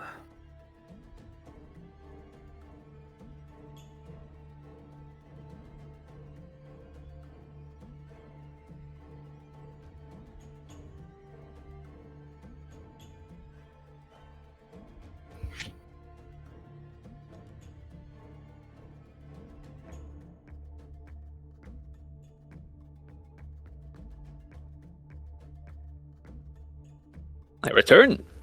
Welcome back. Welcome back. But yeah, great scenes all around. Yeah.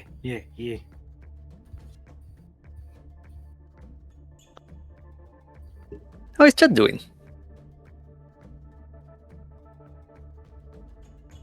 Chat. What did you do? How are you doing, guys?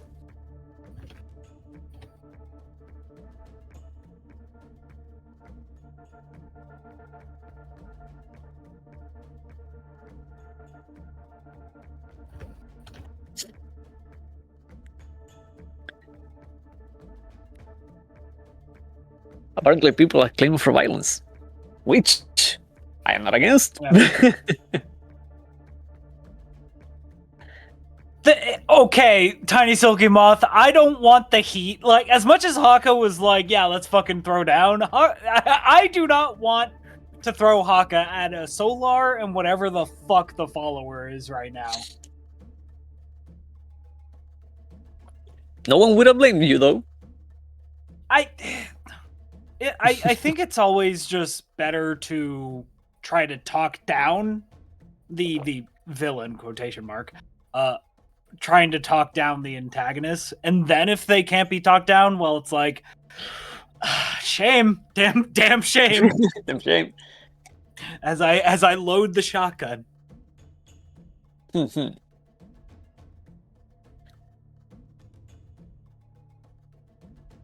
They'd be a tough fight, but you also have a tough team. I don't know if we could take on a Solar. I think we could, but there'd also be other things in that fight, which the follower is a variable that I don't know what the fuck he is. And then other followers could join the fight, and that could complicate things. There's lots of variables. The thing with the follower, with the cult, is the problem that not every cultist is necessarily guilty. You can talk about guilt by association, but a lot of them are as much victims as they are. Yeah, and it would be Hakka's not smart. Well, he is technically smart, but he's smart enough to know that like just swinging in public, like just fighting, like shit needs to be going down. Like at the start of this campaign when dragons were fucking attacking. That's like, okay, we're fucking throwing down. You could take a Solar, I think. I think on its own, like this party, like if you just have our party and on one end a Solar and that's the fight, I think somebody's dying. I think one or two people's dying. I think we win that fight, but one or two people are dying, definitely. We're talking about that, and my mind immediately went to I can take a Solar in a fight, right? In a fight, right? I return. Hello. Welcome.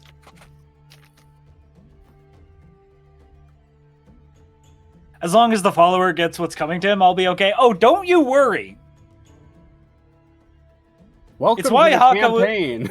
It's why Hakka was like, well, next time we meet, things might not go well. For you or me, we'll see. Also, it goes without saying, Leah, Hakka picked up his weapons and shield.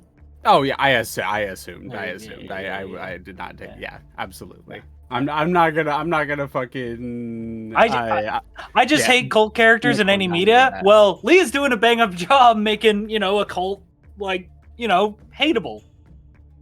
Tiny Silky Moth, I have a lot of religious trauma and a bit of cult trauma as well, and for me, writing really realistic and engaging cults is one of the ways that I cope. I appreciate you bearing with me on this one. Yep. And to be fair, just mechanically, D&D engages a lot with the idea of deities and divinity, so it's a space ripe for it to explore those kind of topics. Yeah. It's just hard for me to write a game without like a cult villain because I want to see them get what's fucking coming to them. Oh yeah. I mean, they are also interesting because you can say either a religious cult or a cult of personality. Just the idea that your antagonist biggest strength is their ability to just get people around them is a fun challenge. Vox Populi, the people's voice.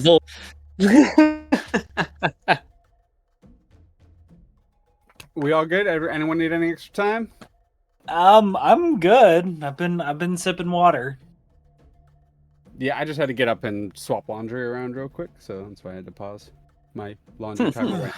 And I safe to assume, Leah, like you were prepared for Hakka to talk, but also I'm sure I assume you had a map prepared in case there was no talk. And I would have just used the sigil like random counter map. But yeah, I had a map. I had a map ready to go. Yeah. I had the stats all ready and set up for everyone. Speaking of stats, grab something quickly. Okay, there we go.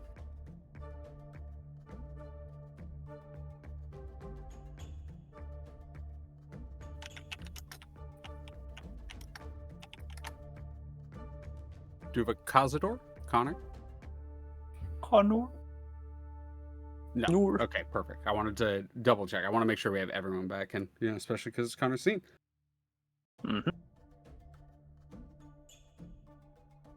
Silence, everybody. The main character's about to have a scene.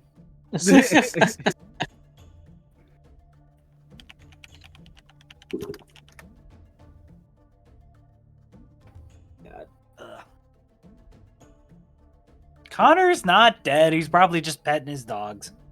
Petting his dogs, going to the bathroom, grabbing water. All of those things. I do, as a matter of There he fact, have is. some special guests. Oh!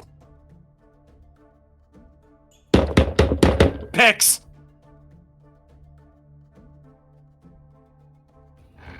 Give me the pics of the dogs. Frankenstein. Frankenstein. You can't get down there. Nope, you're looking for socks. What is that fucking meme called, by the way? I've been The victory is from Kingdom, the movie Kingdom of Heaven.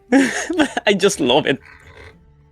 Oh my god, Kingdom of Heaven. I haven't thought about that movie in ages. It's a good that, movie. Chad, it's that fucking the meme with the I don't know what the fuck to call this guy, this priest dude. He's the Leper King. The Leper King holding up a hand, just silence. The main character is talking. He had leprosy. Oh, doggies. Damn. All those Christmas decorations are very cute in the background. Hold on, is the other Santa there? Oh no, the other Santa is on an end table. Okay.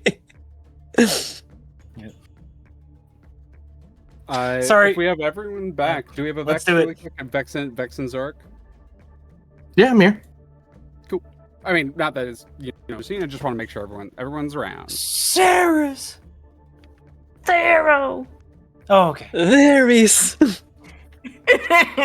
Where is? That's Where? A Werus? Does that mean what you're Werus? a Ceres that turns into a Ceres? Yeah. Where Theris? oh god. All right.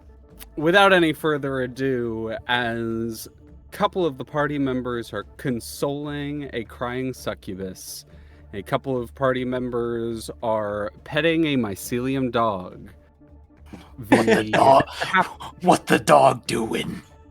The captain of the KSS Homewrecker makes their way into the empty temple, and following Lavielle through the pews of the inner temple, they will lead you to a back wall where there's a door, but you see that the door also is part of a larger door to allow the follower to get in. But Alavia would grab the large size door and open it up and gesture for you to go in. Yeah, he would just wordlessly follow. The follower. I assume two of you don't say anything. Alaviel just guides you through, and you step into the follower's back room. It is a simple room. There's really not much decoration or ostentatiousness in here. There are notably a couple of desks, not just one. There's one in a back corner that has stacks of papers on it, just like they look varying age. Some look fresh, some look ancient, some look to be in tomes, some are loose leaf. and then another desk that is kind of closer to the entrance. Both of these are gargantuan, by the way, as the follower is huge. But the larger desk that's kind of towards the entrance, the follower is currently sat at, and there's really nothing on this one. Seems to be more like a greeting desk, because as you enter, they kind of look towards you, nod politely as the door shuts behind you.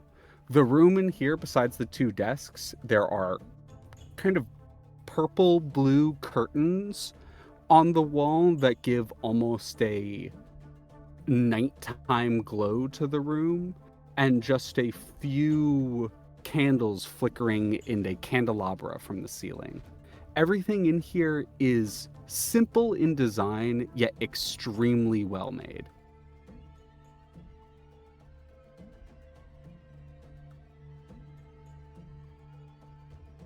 You must be Kazador Rain, I believe. And I believe you are the follower. Indeed, that is really all I am now.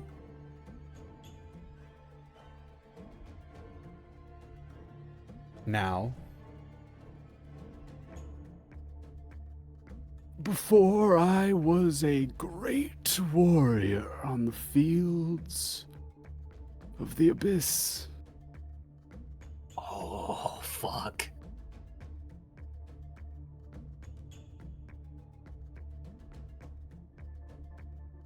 But no longer do I wish to spread wanton bloodshed with no purpose. No longer do I wish to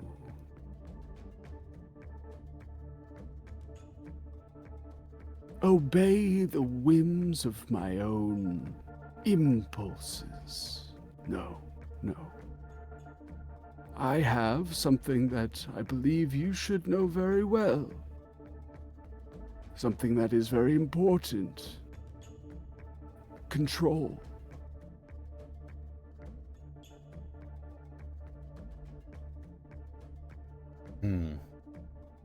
So you feel you don't have control? I did not. For many years. For millennia, perhaps. But now I do. I have been taught it, as you have.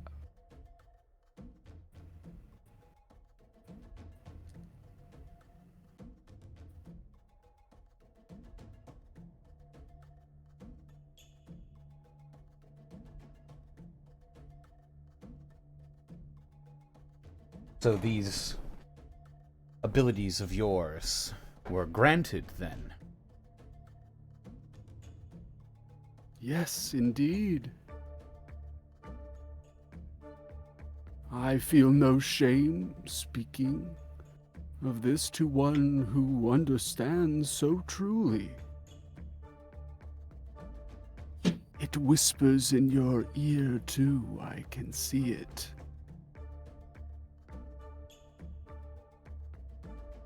I don't understand as clearly as you seem to think you do.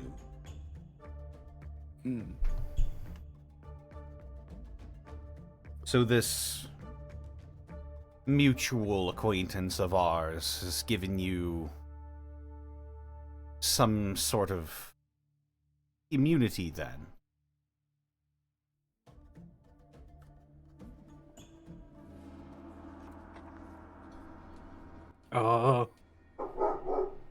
Immunity is an interesting word. But I suppose it is not inaccurate. Would you say that Vecna had immunity when he first invaded the City of Doors?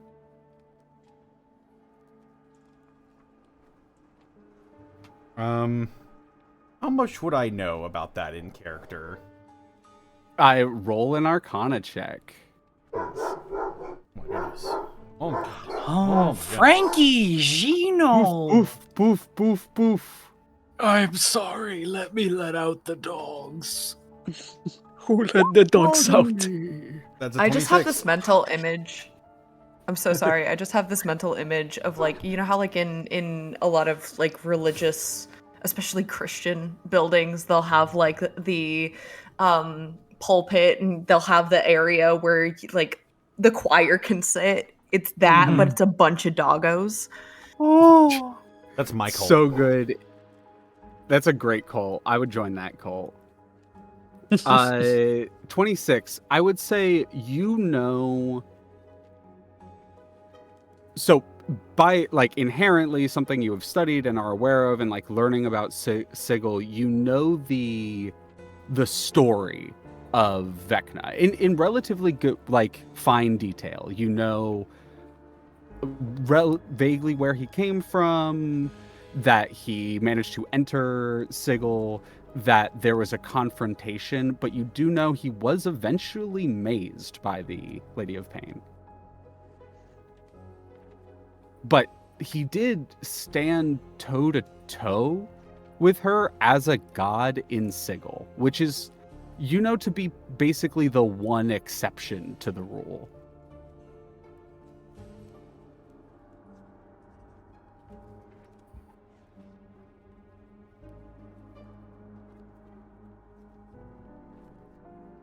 I couldn't. But be I would say you certain can use a lot of your out of character knowledge of Vecna.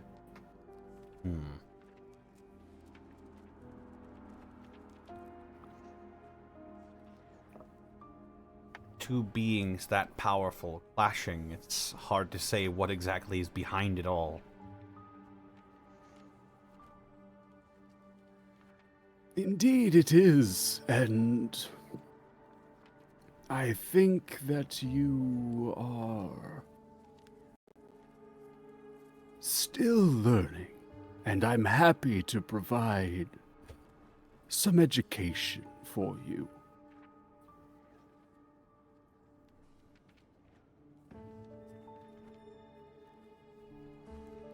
They kind of gesture towards the blank wall next to them on the curtain. You see,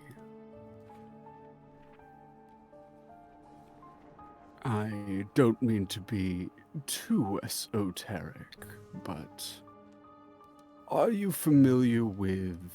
And they kind of trace their finger through the air, leaving a faint black line. this shape in regards to the understanding of the planes?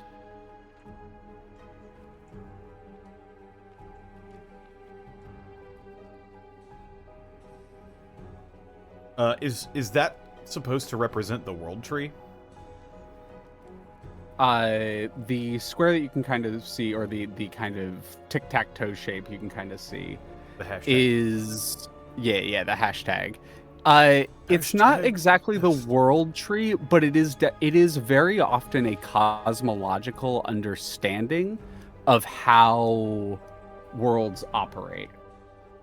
Yeah, I'm moving it. I'm moving it so Overseer can see it. And I would say out of like you would recognize, like, even in character, the alignment chart is very often used by scholars to understand planes. I am aware of this shape, though I know Good. there are other schools of thought. Then tell me, are you familiar with this one? And they just begin drawing that. That does look familiar. It does indeed. This is a representation of before life came to be. An endless, swirling, primordial nothing of which everything was a part. And from this grew a pattern. So they begin to draw. a chain, a cord, a serpent uniform. And from that uniformity came life. That life began to eat away at the chaos, giving birth, as they kind of wave their hand and wipe it away again, giving birth to a true balance.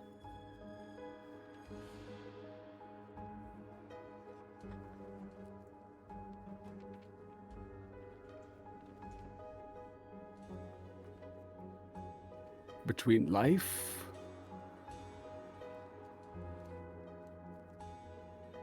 chaos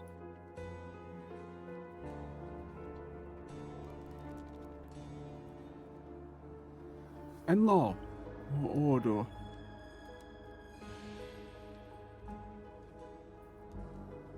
And so the world was, and so it had been.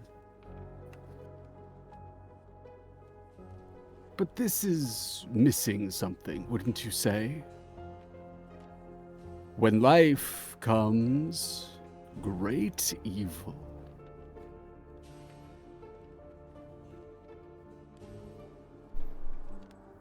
Born at the center of all of this. Whereas good could come from anywhere. These are not diametric forces that exist within the universe, no. They're a choice.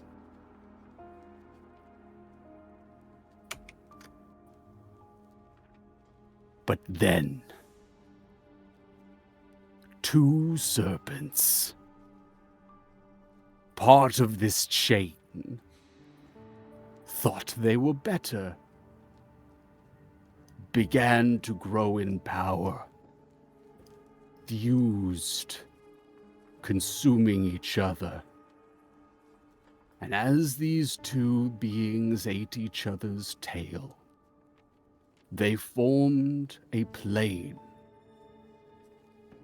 that would be known as the Outlands.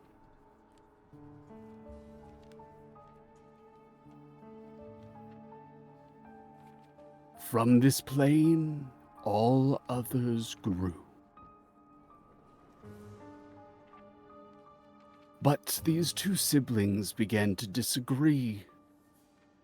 One saw life as beauty and existence, joy, creation, and the other saw this order out of chaos as a means of control, as a means of power.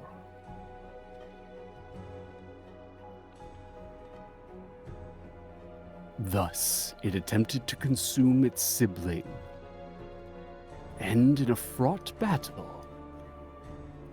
fell. Now it sits below the plains, growing stronger, while the plains themselves try to exist in spite of the growing threat. And while all of this happened, the chaos that they left grew more powerful than it had ever been before.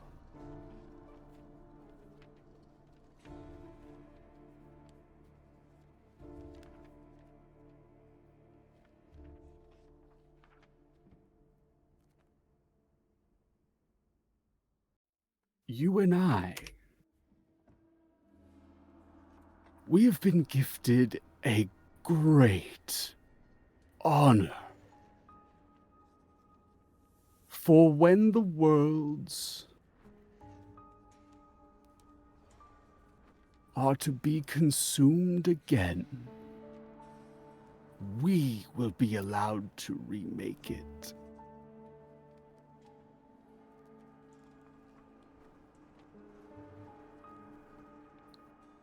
There's only one thing in our way.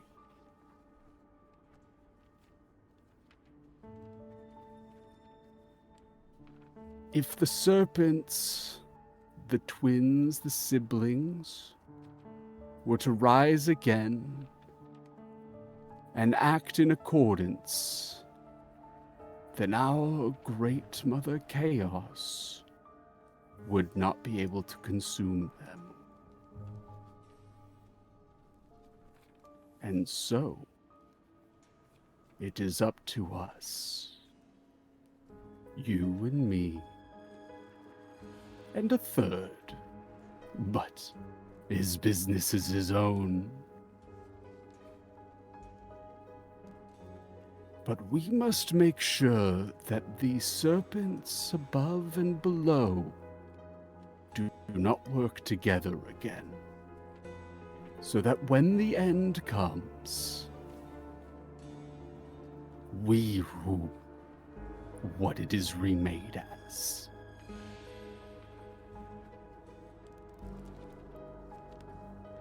I've been waiting a long time to meet the third. One of the great laws, rules of three. You were needed, and now that you're here, Kazador Rain, the work can begin in earnest.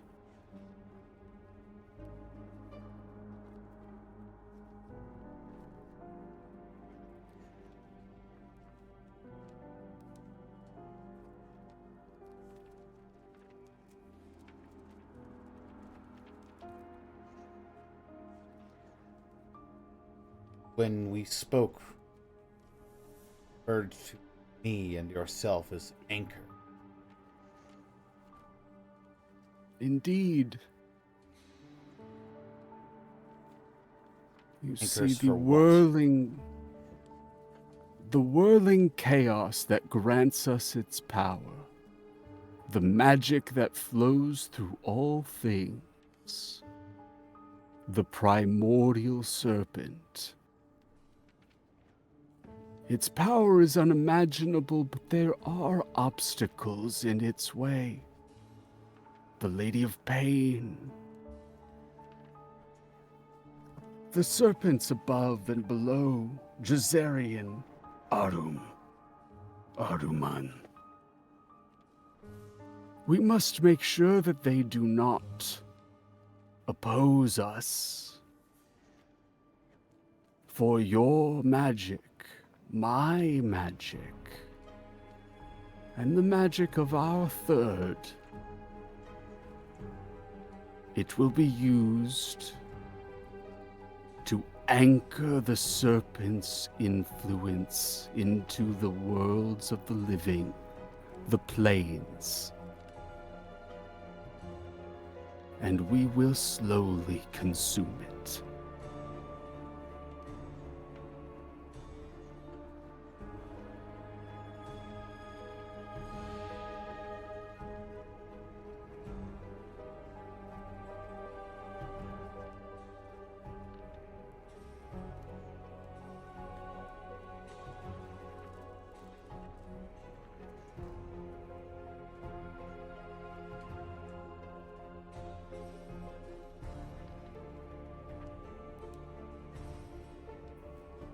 Kazador's just thinking silently to himself at the moment. Mm-hmm. The follower is just like, they kind of are staring with a... They don't really, you can't see their face at the moment. They still have the mask on. But at this moment, they would actually reach up and they slowly begin to lift the mask off and set it to the ground. Oh. And you see a weathered demon, a fiend, very clearly a Tanari, a ancient demon of immense power, horns curling out in various directions, long fangs protruding out of the mouth, slitted yellow eyes.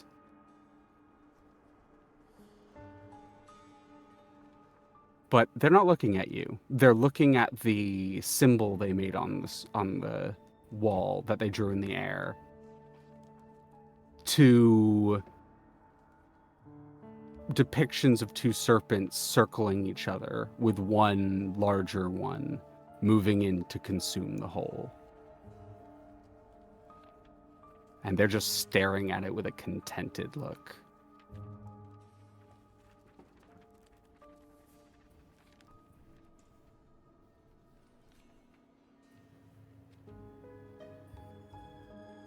So,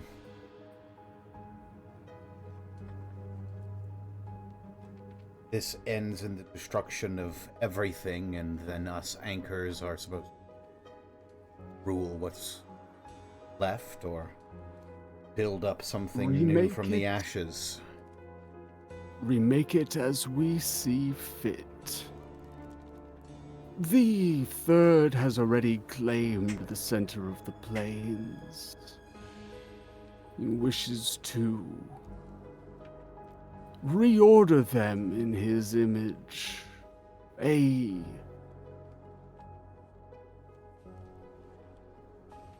bold assumption. He believes that after he becomes a true demiurge and is able to move the plains as he wills, that he will stay in Sigil and rule the world as he wishes. But he doesn't understand that the moment he becomes a true god, he'll be shunted from this realm.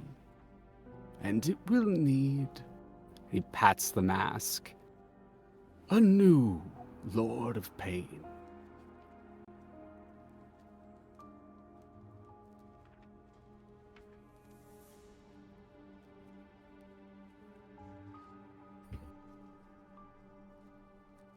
What will you do, I wonder?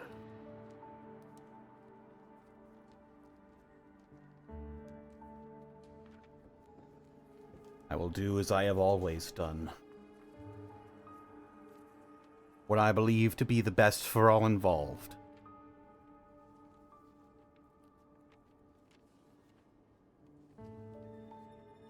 Kind of narrow their eyes at you. Does this mean you wish to... Oh, what a ruse. Does this mean you wish to resist?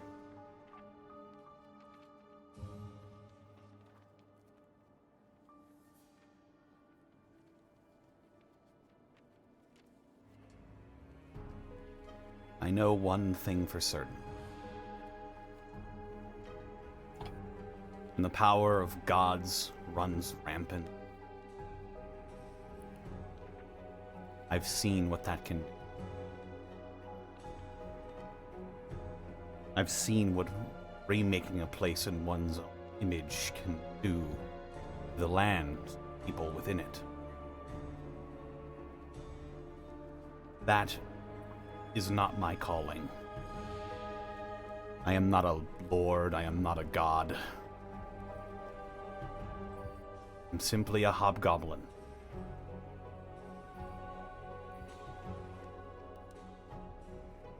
Whatever power I command,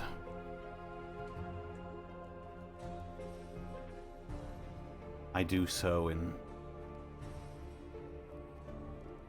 a way that I hope, and only hope, will benefit those I care about. Kind of nods slowly. The world swirls endlessly. Our master will consume everything eventually. If you wish to save your friends, well, I suggest you start looking for a way. But if you wish to see the power that just a hobgoblin can do, I can give you a demonstration.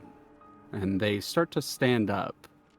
And they walk towards one of the walls and they lift the curtain that's like hanging against it. And they grab a rolled up piece of very clearly vellum, like skin that's been turned into a parchment. And they begin to walk towards their large table, and they set it down and they spread it out. The table is, well, huge, low enough in a way that while you're sitting in the chair, you can kind of crane your neck and see what is on the table. And Kazador, you recognize a scroll, or at least like the arcane runings akin to a scroll, but it is unlike anything you have ever seen before. And this is knowing the things that Kazador has seen before. A scroll of this caliber with that many runes on it, interlocking and interlacing, should literally not be able to exist.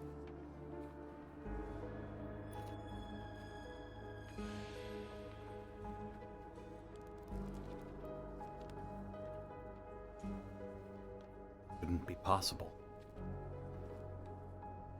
Though I suppose that's And yet par for here the it course for sits. you. They just smile wickedly. Tell me, Kazador, can you read this? And you look, and you absolutely can.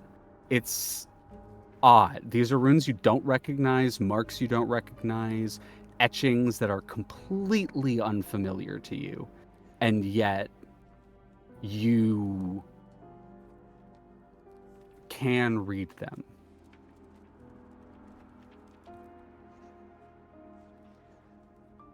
Yes. And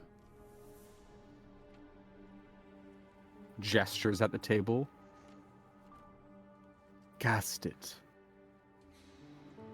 I know you want to touch that magic. Beyond anything even the gods could wield.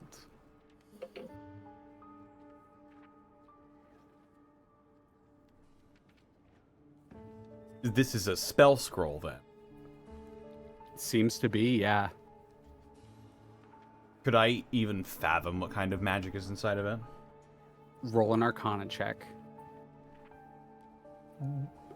You feel, as you're rolling this Arcana check, whispers start to enter into your mind. Do you listen to them? I think Kazador would, if something strange is happening, Kazador is at least going to be paying attention. So yes. Roll the Arcana check with advantage as you're like, On Overseer, not. I was like, why am I just getting to face? Arcana. Advantage. It's not the end, it's not the end, it's not the end, it's not the end, it's not the end, it's not 24. It's not the end, it's not the end. and you're reading this, a word springs to your mind, a word that you've read maybe once, and it was when you were studying Netheril.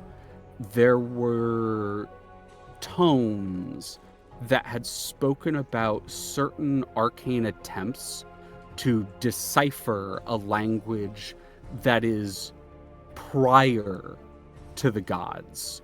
You, at this point, have been able to recognize a language spoken by true ancient deities. You actually interacted with it briefly, as it's something that you know for a fact that Rot can understand somehow. But in this context, this is for if your readings, if your understanding of Netherese text is correct, this may just be the language that they were attempting to decipher that was known as proto-divine. The term that was used occasionally was the language primeval, also known as Aeth.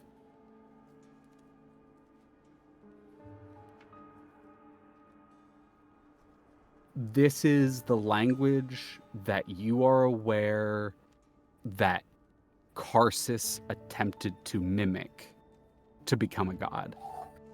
this kind, this language and the magic that comes inherently tied to this language is reality altering.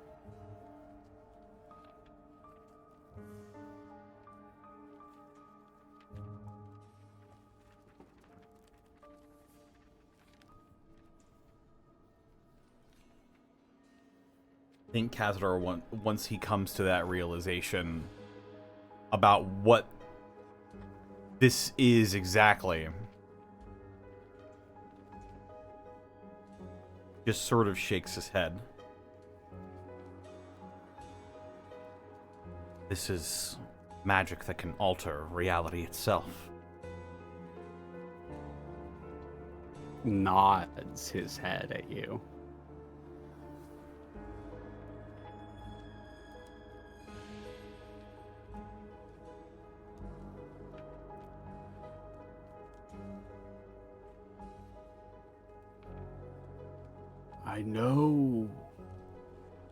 I know you want to know what that power feels like.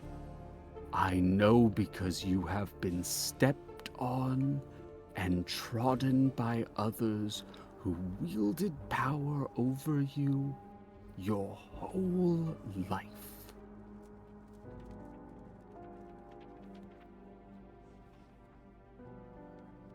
Speak these words and rewrite creation to your will. Or leave and let me do it.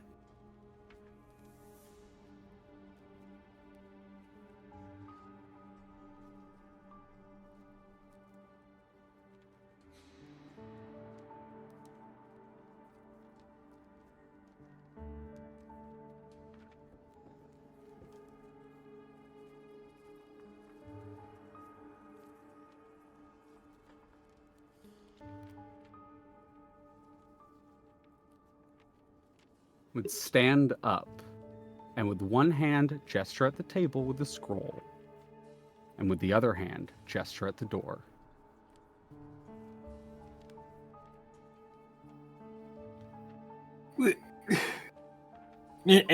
Just to reiterate, this is a reality altering scroll. Yeah. Okay, all right. Sorry to interrupt. You're all good. Just wanted to clarify.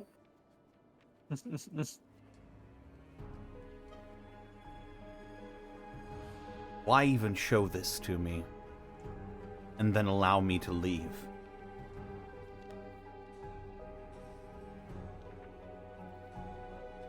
Even give me the option.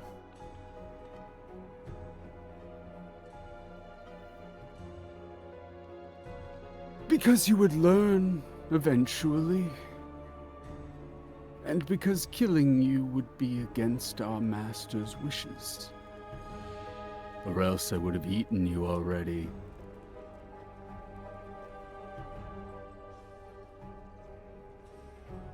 What? He narrows his eyes at that.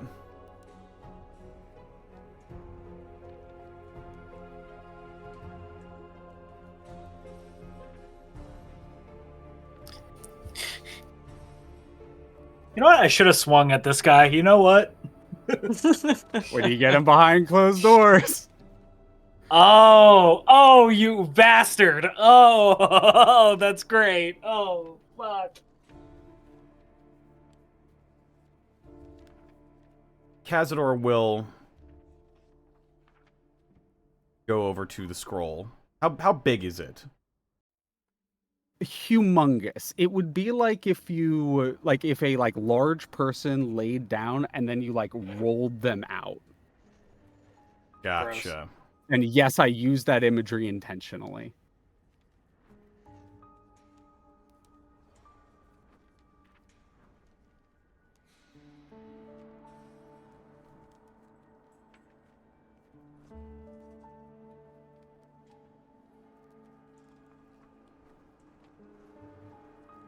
Wait. Has the Solar been listening this whole time? Solar stayed outside the room, gestured in the room, let Kazador okay. enter and shut the door. Oh man, this is okay.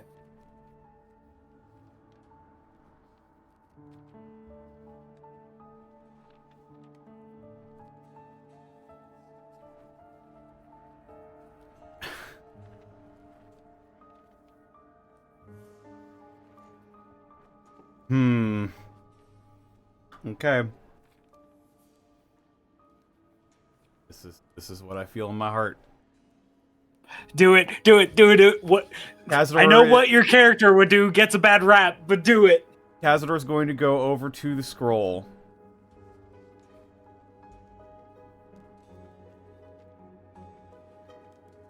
He realizes what this means. This is a scroll that can shift the very fabric of the laws of the universe, the multiverse, me.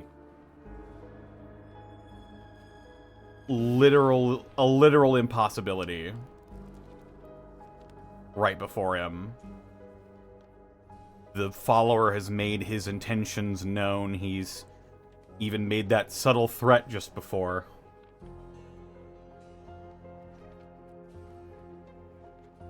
Says, cast the spell yourself, or leave and let him cast it.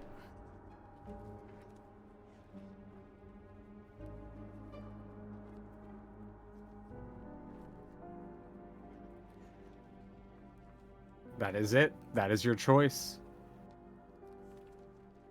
That is what No. he has presented you with. Kazador's going to go over to the scroll. Gonna roll it up. Kind of sees you begin to roll it up. What are you doing? I cast Firebolt. Let's go! Yes! Hell yeah. I'm gonna need you to incinerating roll the scroll. initiative. We're gonna need you to roll initiative. Yeah!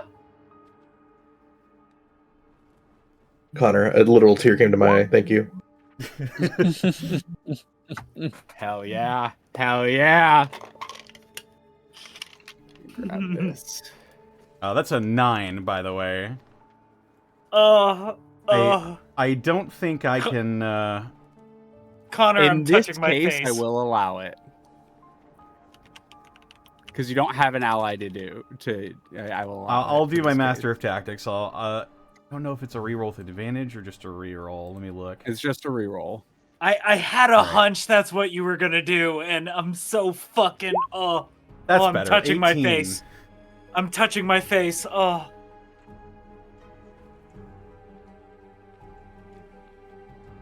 Let me...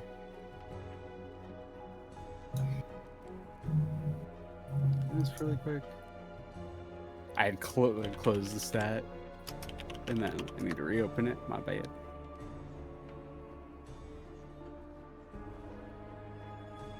There it is.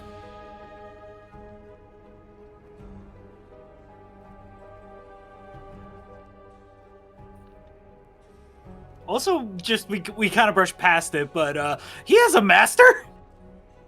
Yep. Yep.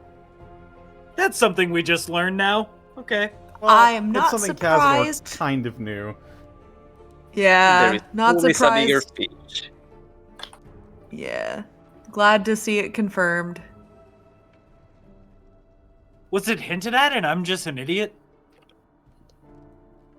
I'm right there with you there. I ain't got no clue. This is. Sometimes you foreshadow things and you hint things, and it's just whoop over my head. Sometimes it do be do. Yeah. Alrighty. This is why I don't play smart characters, because I am fucking dumb. Same. That's why Relic was actually really hard for me. All right. Okay. You cast. Just double check.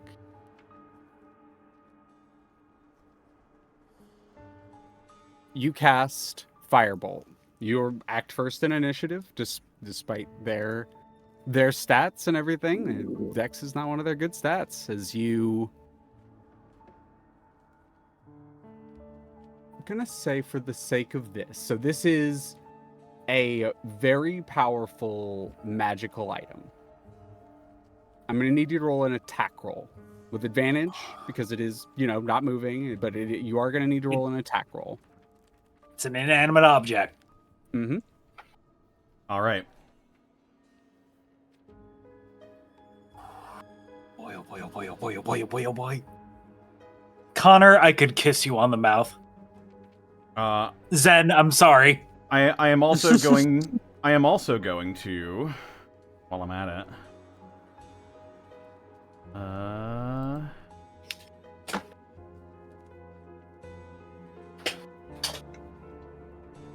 I will allow Yes. it. While I'm at it, I'm going to spend 1 sorcery point, and I'm going to subtle cast this because he was sort of like, "Oh, what are you doing?" And so for to suddenly be engulfed in flames, I will subtle cast it, and I'm going to make an attack roll.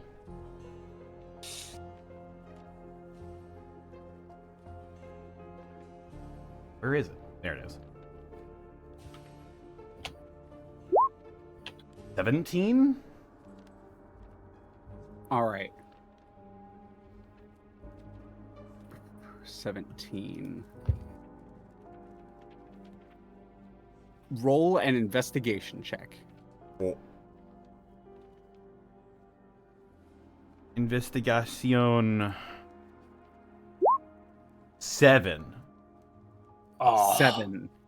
You blast, and the thing lights on fire and begins to crackle and burn, and you hear a "No!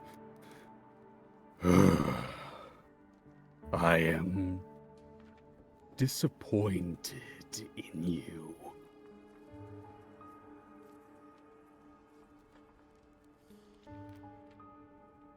As they begin to kind of loom up. Do you do anything else on your turn?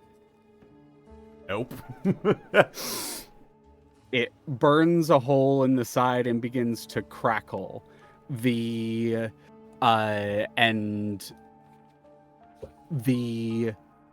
individual in front of you, the follower, reaches forward and just slams their hand onto the scroll itself, kind of putting out the flame. And they kind of curl it up into their hand. They look down at you. I will let you go now. Because our master won't permit you to harm me. That right? Won't permit me to kill you.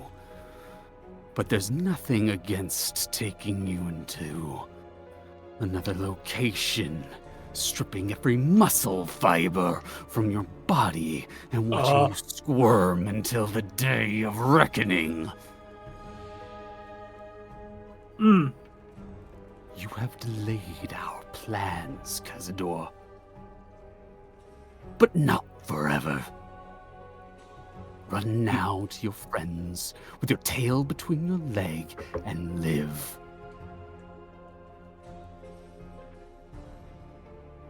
Kazador just smirks.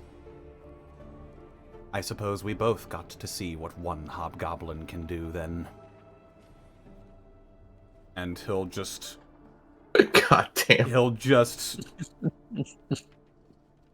start moving. He'll make his way out. Are you sure you can with the size of your balls? The moment you step out the door, you hear a the shatter of like the table hitting the wall. Wreckers, we should probably leave. We should fucking leave. just a knowing, just like, what did you do? Hawk is very amused. Let's he doesn't go. know what happened, but We should leave. Let's go. Right now. Captain, could we bring my old friend with us? Of course. Let's get moving. Are you sure you don't want to wait here and talk about it? Nope. I'm kidding. I left some of my things inside the temple. We can get you new things. Come along now. New things, better things than you had before. As you begin leaving the area, this is where Vex, you would probably deign, like as you all are walking away and like are about to catch up, this is where you might deign to fill them in on what I'm about to tell you. Or you can hold on to it. But you, while you're like consoling Naimana with Vex, or with Vex, your Vex,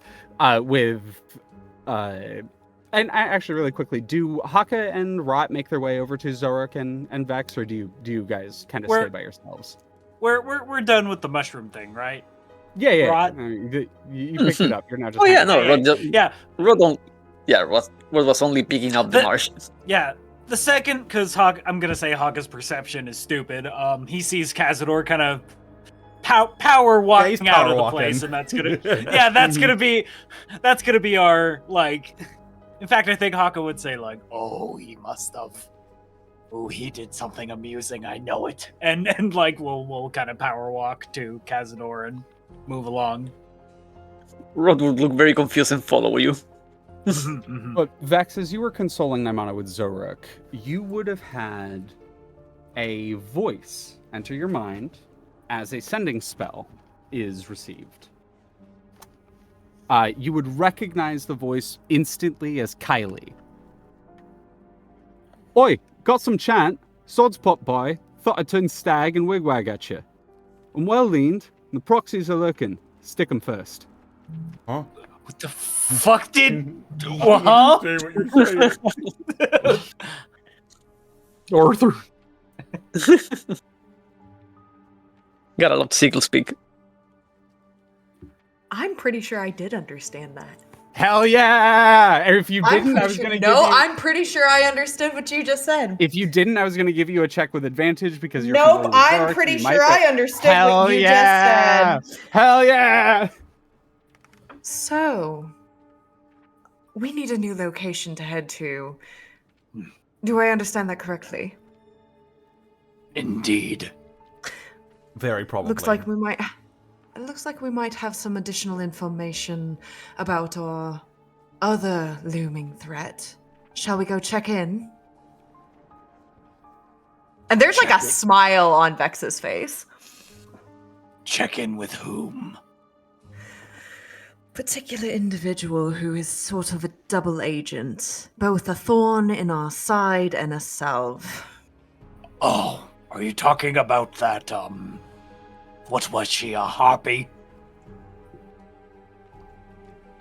I just kind of give you like a knowing, like, raise of the eyebrows and a flash of the eyes. Harpy, siren. Technically a Yugoth tiefling harpy. Manic pixie dream girl. No, wait. Yeah, literally. She is the manic pixie bird girl. We might want to pop in there for just a little bit. Supermassive black hole. Vex, still roll me an intelligence check with advantage, because I think there might be one important detail that may have slipped through, and we'll just see whether or not Vex catches it. Sure, and it might have literally just been an audio processing thing. Yeah. Absolutely. And I just want to double check. You said perception? This would be just intelligence check with advantage. Intelligence. I'm sorry. I'm so sorry. And while this is all going down, Rot, roll me a perception check for while you're all traveling and walking. Will do.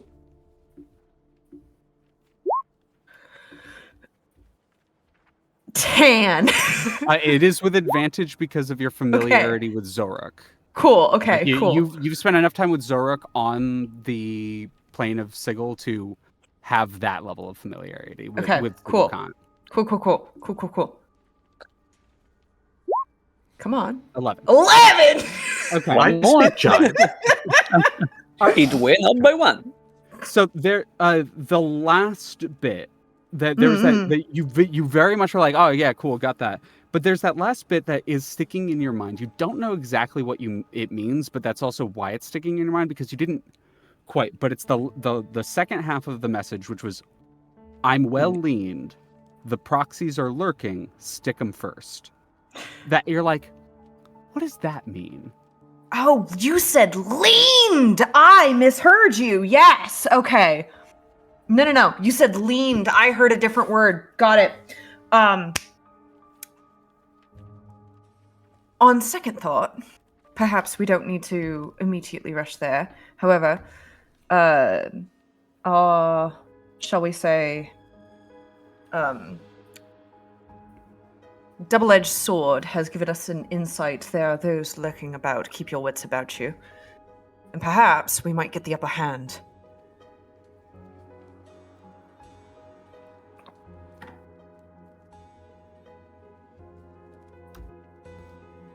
I take it then that the group is moving towards the Sill Inn to meet up with Kylie, but heads on a swivel because of the warning. Makes sense. Cool. Heads on a swivel, kind of making your way right with your perception check.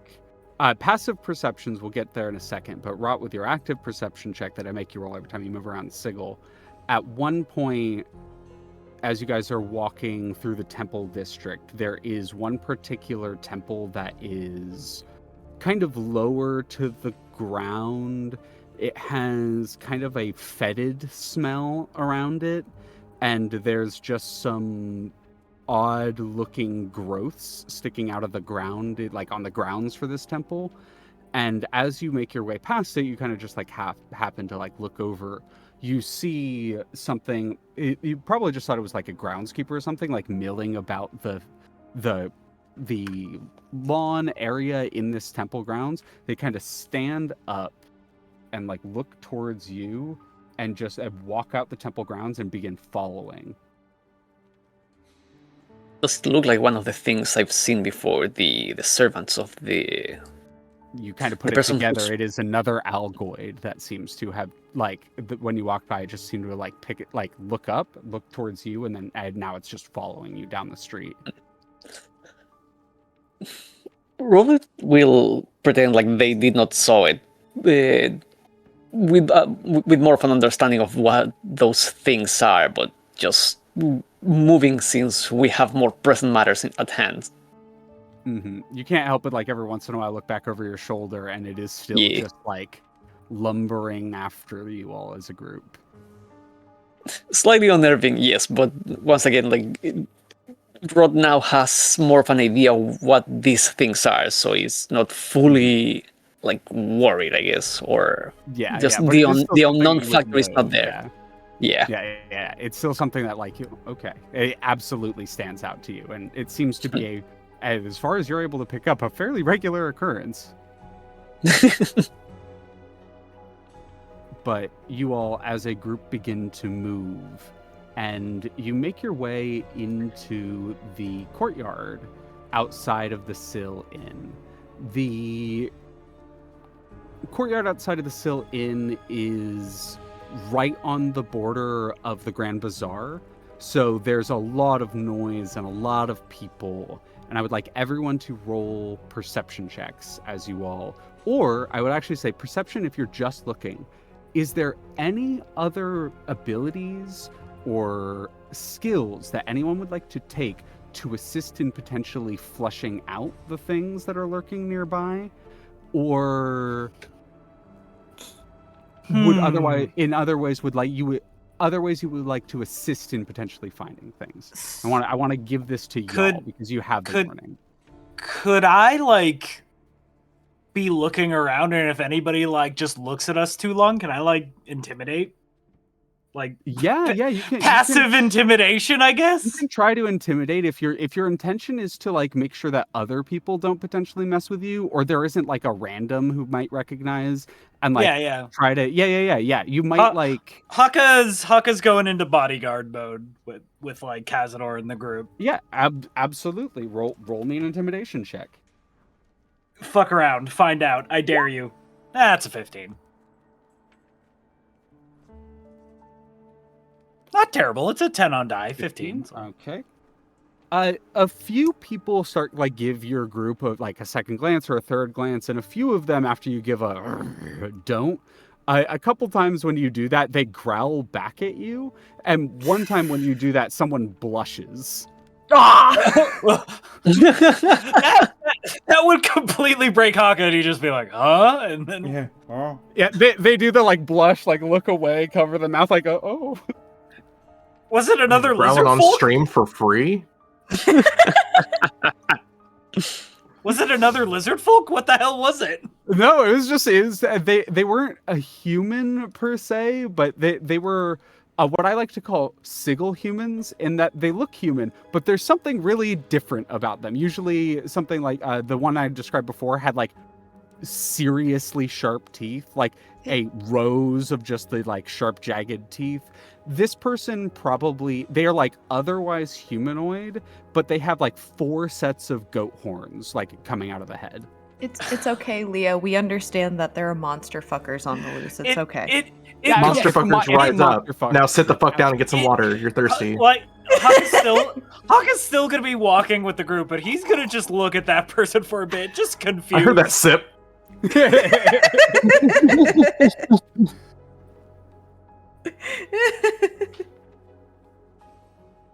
But no, you absolutely, you kind of like, oh, what the fuck? And they keep looking back at you. And if you give them like the third look back at them, they give you like a little wave, like a hi. As you realize that person gave you all a second look because they were attracted to you, probably. Right? You were like, oh yeah, you read the second look is like, oh, they're looking at the party, and you were like, hey. Oh, wait a minute. Nope. You know what? I'm gonna say Hakka gets flustered. He's just gonna keep walking. Absolutely, makes sense. Been a while. It's really gonna put him off his rocker. Anyone else doing anything on the walk? So I've been debating. Mm-hmm.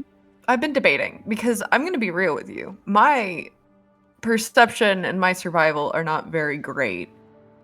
Yeah, this is why I'm giving alternate options. This may seem odd, but I have a justification if you're willing to hear me out. I'm all about creative ideas. All right, we're history check with regard to Sigil. Knowing that there are things on the lookout, what do I know about where we are? What else might be in the area, and what else might connect some dots as to what we should expect? What might stand out, right? Yeah. Yeah. And then if there's something here that isn't like what you would expect, that makes a lot of sense. What were you gonna say, Zan? Roll a history check. What were you gonna say? You're all good. It was a joke, but okay. I appreciate you allowing me this history check.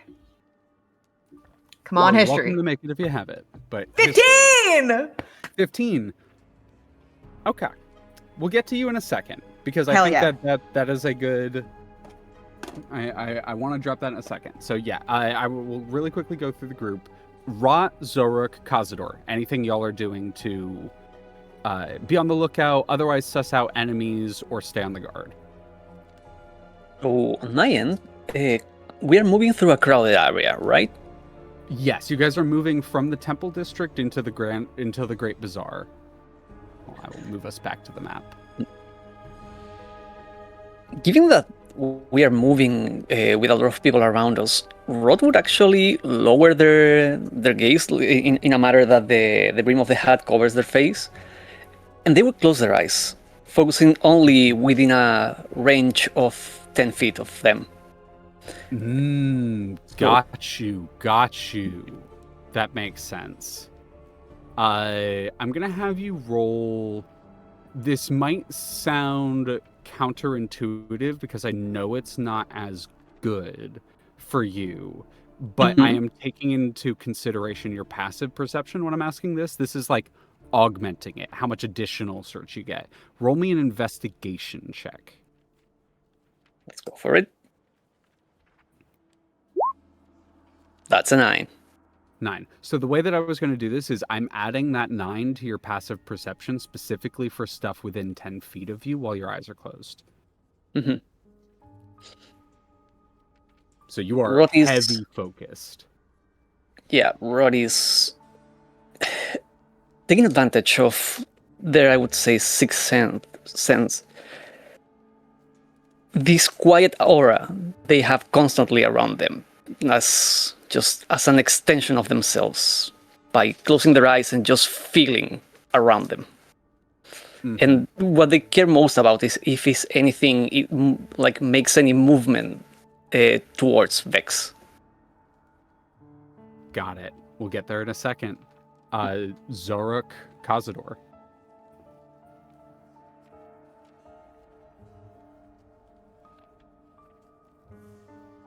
I don't think there's anything Kazador could do other than just, like, be looking out for enemies. Yeah. If you can't think of anything, perception check as is. That'll do it. This is just if you had a creative idea or something you wanted to try out.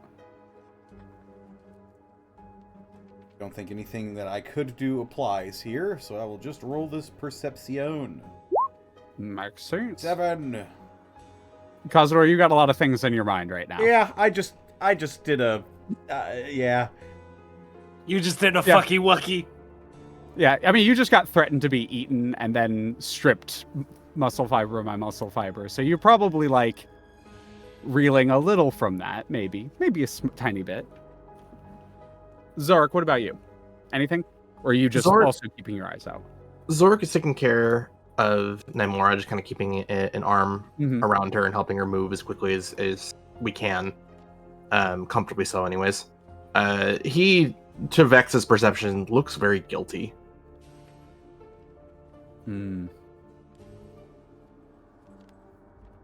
As you all are moving along, as you're moving through the crowds, etc., you make your way into the courtyard, as I described, right outside of the Sill Inn. And it's just off of the Great Bazaar here, so the crowds are just starting to thin out a little bit. There's still a lot of people. And there are a lot of people passing in your, like, aura zone. Many people passing in and out of your aura zone. There's just, like, masses of people, but you are so heavily focused on specifically Vex that the, like, rushing of bodies side to side doesn't really mean that much to you. You're kind of eyes closed. Are you, like, who are you, like, grabbing the, like, are you grabbing, like, the armor of someone to, like, help guide you, or are you just following? Rod is at the back of the group, using Vex as a point of reference. Got it. Perfect. They don't want to, like, again, bring too much attention to themselves. Something that they are kind of used to. A few things happen all at once. Vex. At the far end of the courtyard, you see they are attempting to be still and stealthy and almost look like gargoyles on the tops of buildings. But there are two very large, and I know that was weird for me, but 8-legged forms that shine, and they're kind of gripped onto roofs, and they're both gripped onto, like, kind of opposite sides of the courtyard. And their metallic, shining heads are pointed down into the courtyard. And as you're walking into it, one of them kind of catches some light and reflects and looks up, and you're like, I don't remember those being there. And you watch as one of them, its head, very, very subtly and slightly turns to look at you, and you watch a bunch of eyes begin to glow on, as you realize this thing, A, wasn't here before, and immediately locked onto you the moment you stepped into the corridor. Hakka, you hear from around an alleyway the sound of chains. And rot. In and amongst the crowd, you watch as there's a group of individuals with iron masks on that are kind of just talking in a crowd, but you see that they're just almost, you get the sense that with your like vision, the way that you're searching, the way that you're feeling the world around you, as you pass by them, you get a sense that they're not actually speaking, they're almost mimicking it.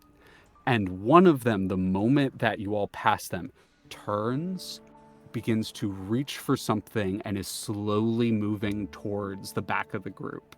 and it's kind of like a bunch of you react at once. Rot, you turn. Shillelagh getting ready right as this person is like moving up on Vex. Vex, you probably whip out the hammer and point up towards the statues on the roof, and Hakka, you probably pull out Hasharstock and like face towards the alleyway as a chain devil begins to make its way around the corner as the ambush you all were prepared for begins in earnest, and that's where we're going to pick up next time. Oh, no! Alrighty. Amazing. Oh my god. God damn it. I was like, wow. Connor, you beautiful creature. I knew it was probably going to be a pretty, literally inflammatory choice for the follower, but Yeah. he said, you've definitely made your position clear with them. this is all Yes, the power you good. ever wanted. I have all the power I've ever wanted. Fuck yeah. And we now transition into the second half, like, chapter The of finding the out campaign. portion of the... As it is no longer Kazador's guide to the cosmos, it is now Kazador's guide to saving the cosmos. Yep. Yippee! Act 2, let's prevent the multiverse from becoming sludge. Also, Wow. what a good, just like, oh yeah, I'm so sorry your loved one died. That's so sad. You should join us and really figure out everything behind closed doors. I am going to flay you alive, and if I will peel the skin from your flesh, and I will rip the flesh cannot from your kill bones. you, but he said and I nothing will about taking you downstairs and stripping you muscle fiber by muscle fiber. It's from one of my favorite Magic cards. There's a fucking like flavor text for like 1 second. Let me see if I can find it. Let's see. Oh god, I'll find it. But yes, it's flavor text of hatred. I will flay the skin from your flesh and the flesh from your bones, and I will scrape your bones dry, and still you will not have suffered enough. Yeah. Yeah, True. yeah. Hatred. Anyway, I it's love the getting opposite. teased. It's the opposite of that Final Fantasy meme with the main villain. I just want us to play on the playground. I'm evil. I'm evil. I'm evil.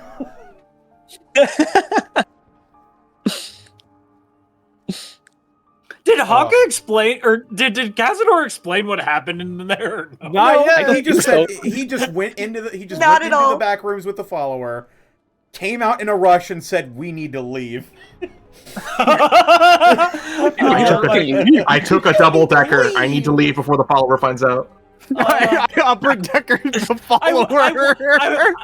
I want to believe like Hakka the entire time we were walking was like, what happened in there? And it's just like, we gotta go, man. I farted. No time to explain. You keep saying that. I feel we have enough time. I will say, hey, I'll let you know this, Connor. That decision massively delayed something that was gonna happen this session. Oh my god. And I will say, and I don't mind telling you, to all of your benefit.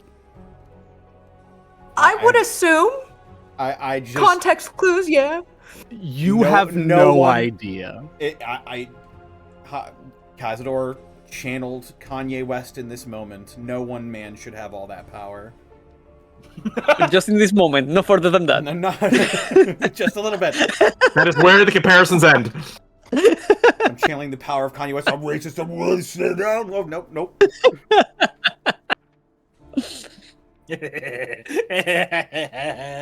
But yes, he's going to show up. What's in the a man to a description of this non-believer? video.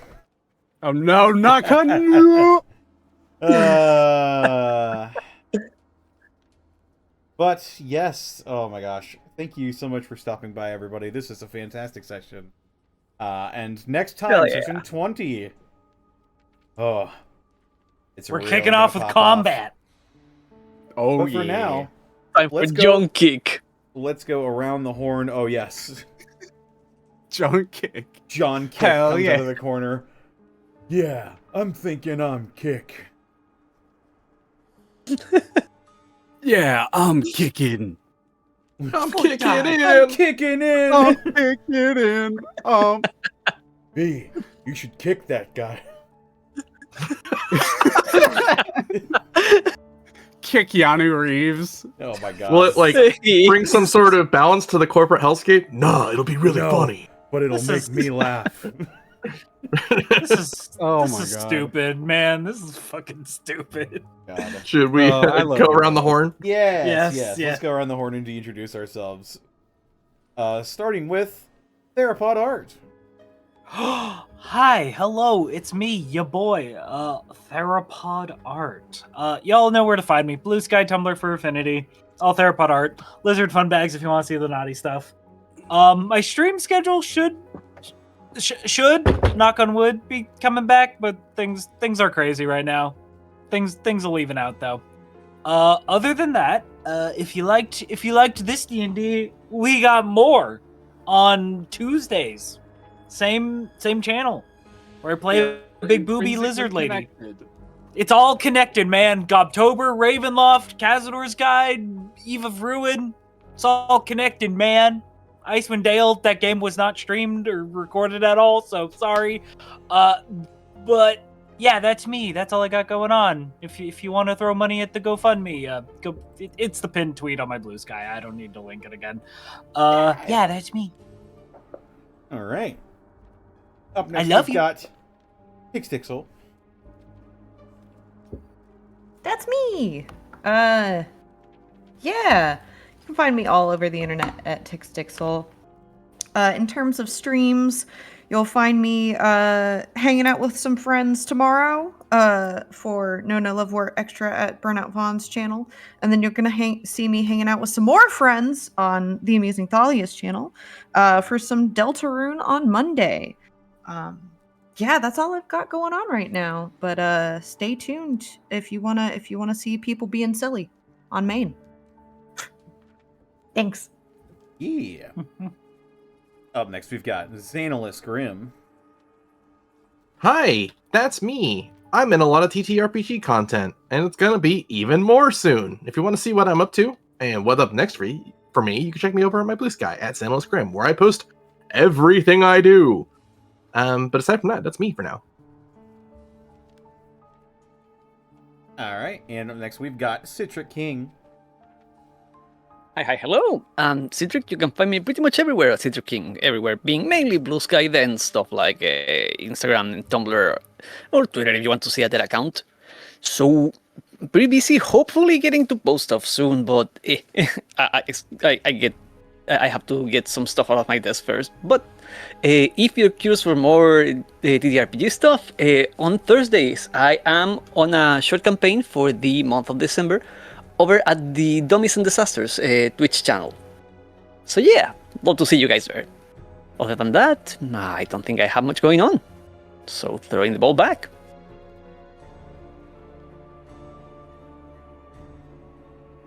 Intercepting. I'm pretty sure it's me next. Hi, everyone. Just to give Connor the break, I am Leah. I'm here on Fridays. I'm on Vaughn's channel on Sundays. I'm on my channel on Mondays doing Deltarune. I will have other things in the future, but for now, that's it. I hope if you like any of my stuff, you like the way I write, like the way I act, check that shit out. I was muted. It's okay. No. I got you. Yes. I got you the way that you got coffee and oil. That's right. The two things that go notoriously well together. But we'll start with Beard Sorcery. That's right. This stream was brought to you in part by Beard Sorcery. If you or the bewhiskered person in your life is after some beard hygiene products this holiday season, get those orders in now at beardsorcery.com. Use code DistortionDevil and you can save even more this holiday season when you shop online.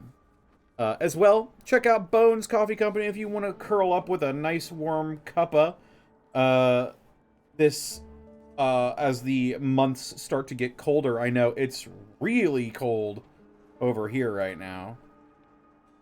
I think we got down to a low of 11 last night. Pretty nuts for the start of December. Yeah, it got real cold. But you know what'll help warm you up is some Bones coffee. Use code DistortionDevil and you can save 10%. Oh, Hell yeah. What's up? Was there an ope? Discord cut out. Oh, I see. Well, it's a good thing this is all happening now. Second. You're good. But I'm sure stream heard you just fine. Connor, you're more than good. You're very handsome. Well, it's a good thing this happened now. But yes. Yeah, and you know, we couldn't do this without support from the community as well. Blue Kazanate, thank you for the raid with a party of 9. And Burnout Vaughn, thank you for gifting a tier 1 sub to Blue Kazanate. And with that, Thanks, Vaughn. I hope you all had fun on this exciting episode of Kazador's Guide to the Cosmos. Yes. Let's see where we can take this raid. Let's go raid Edward Bosco, everyone's favorite guy. Edward. Yes. Edward. The Bosco. What should our raid message be? John We Kidd. should fucking leave. John Kick. John Kick. John Kick, yeah! John Kick's so funny. John Kick. One man, endless dudes, one leg. Did we explain this to chat? They Nope, kicked my we don't dog. have to. And we never Kicked will. my dog. Okay, all right. Oh my god, okay, alright. Good Now night, I'm gonna everybody. kick Thanks for that. watching. Bye, chat. All right, take care, everybody. We'll see you next Bye. time, and I'll be streaming shortly after this as well, at the top of the hour probably. But yes, goodbye. Bye bye.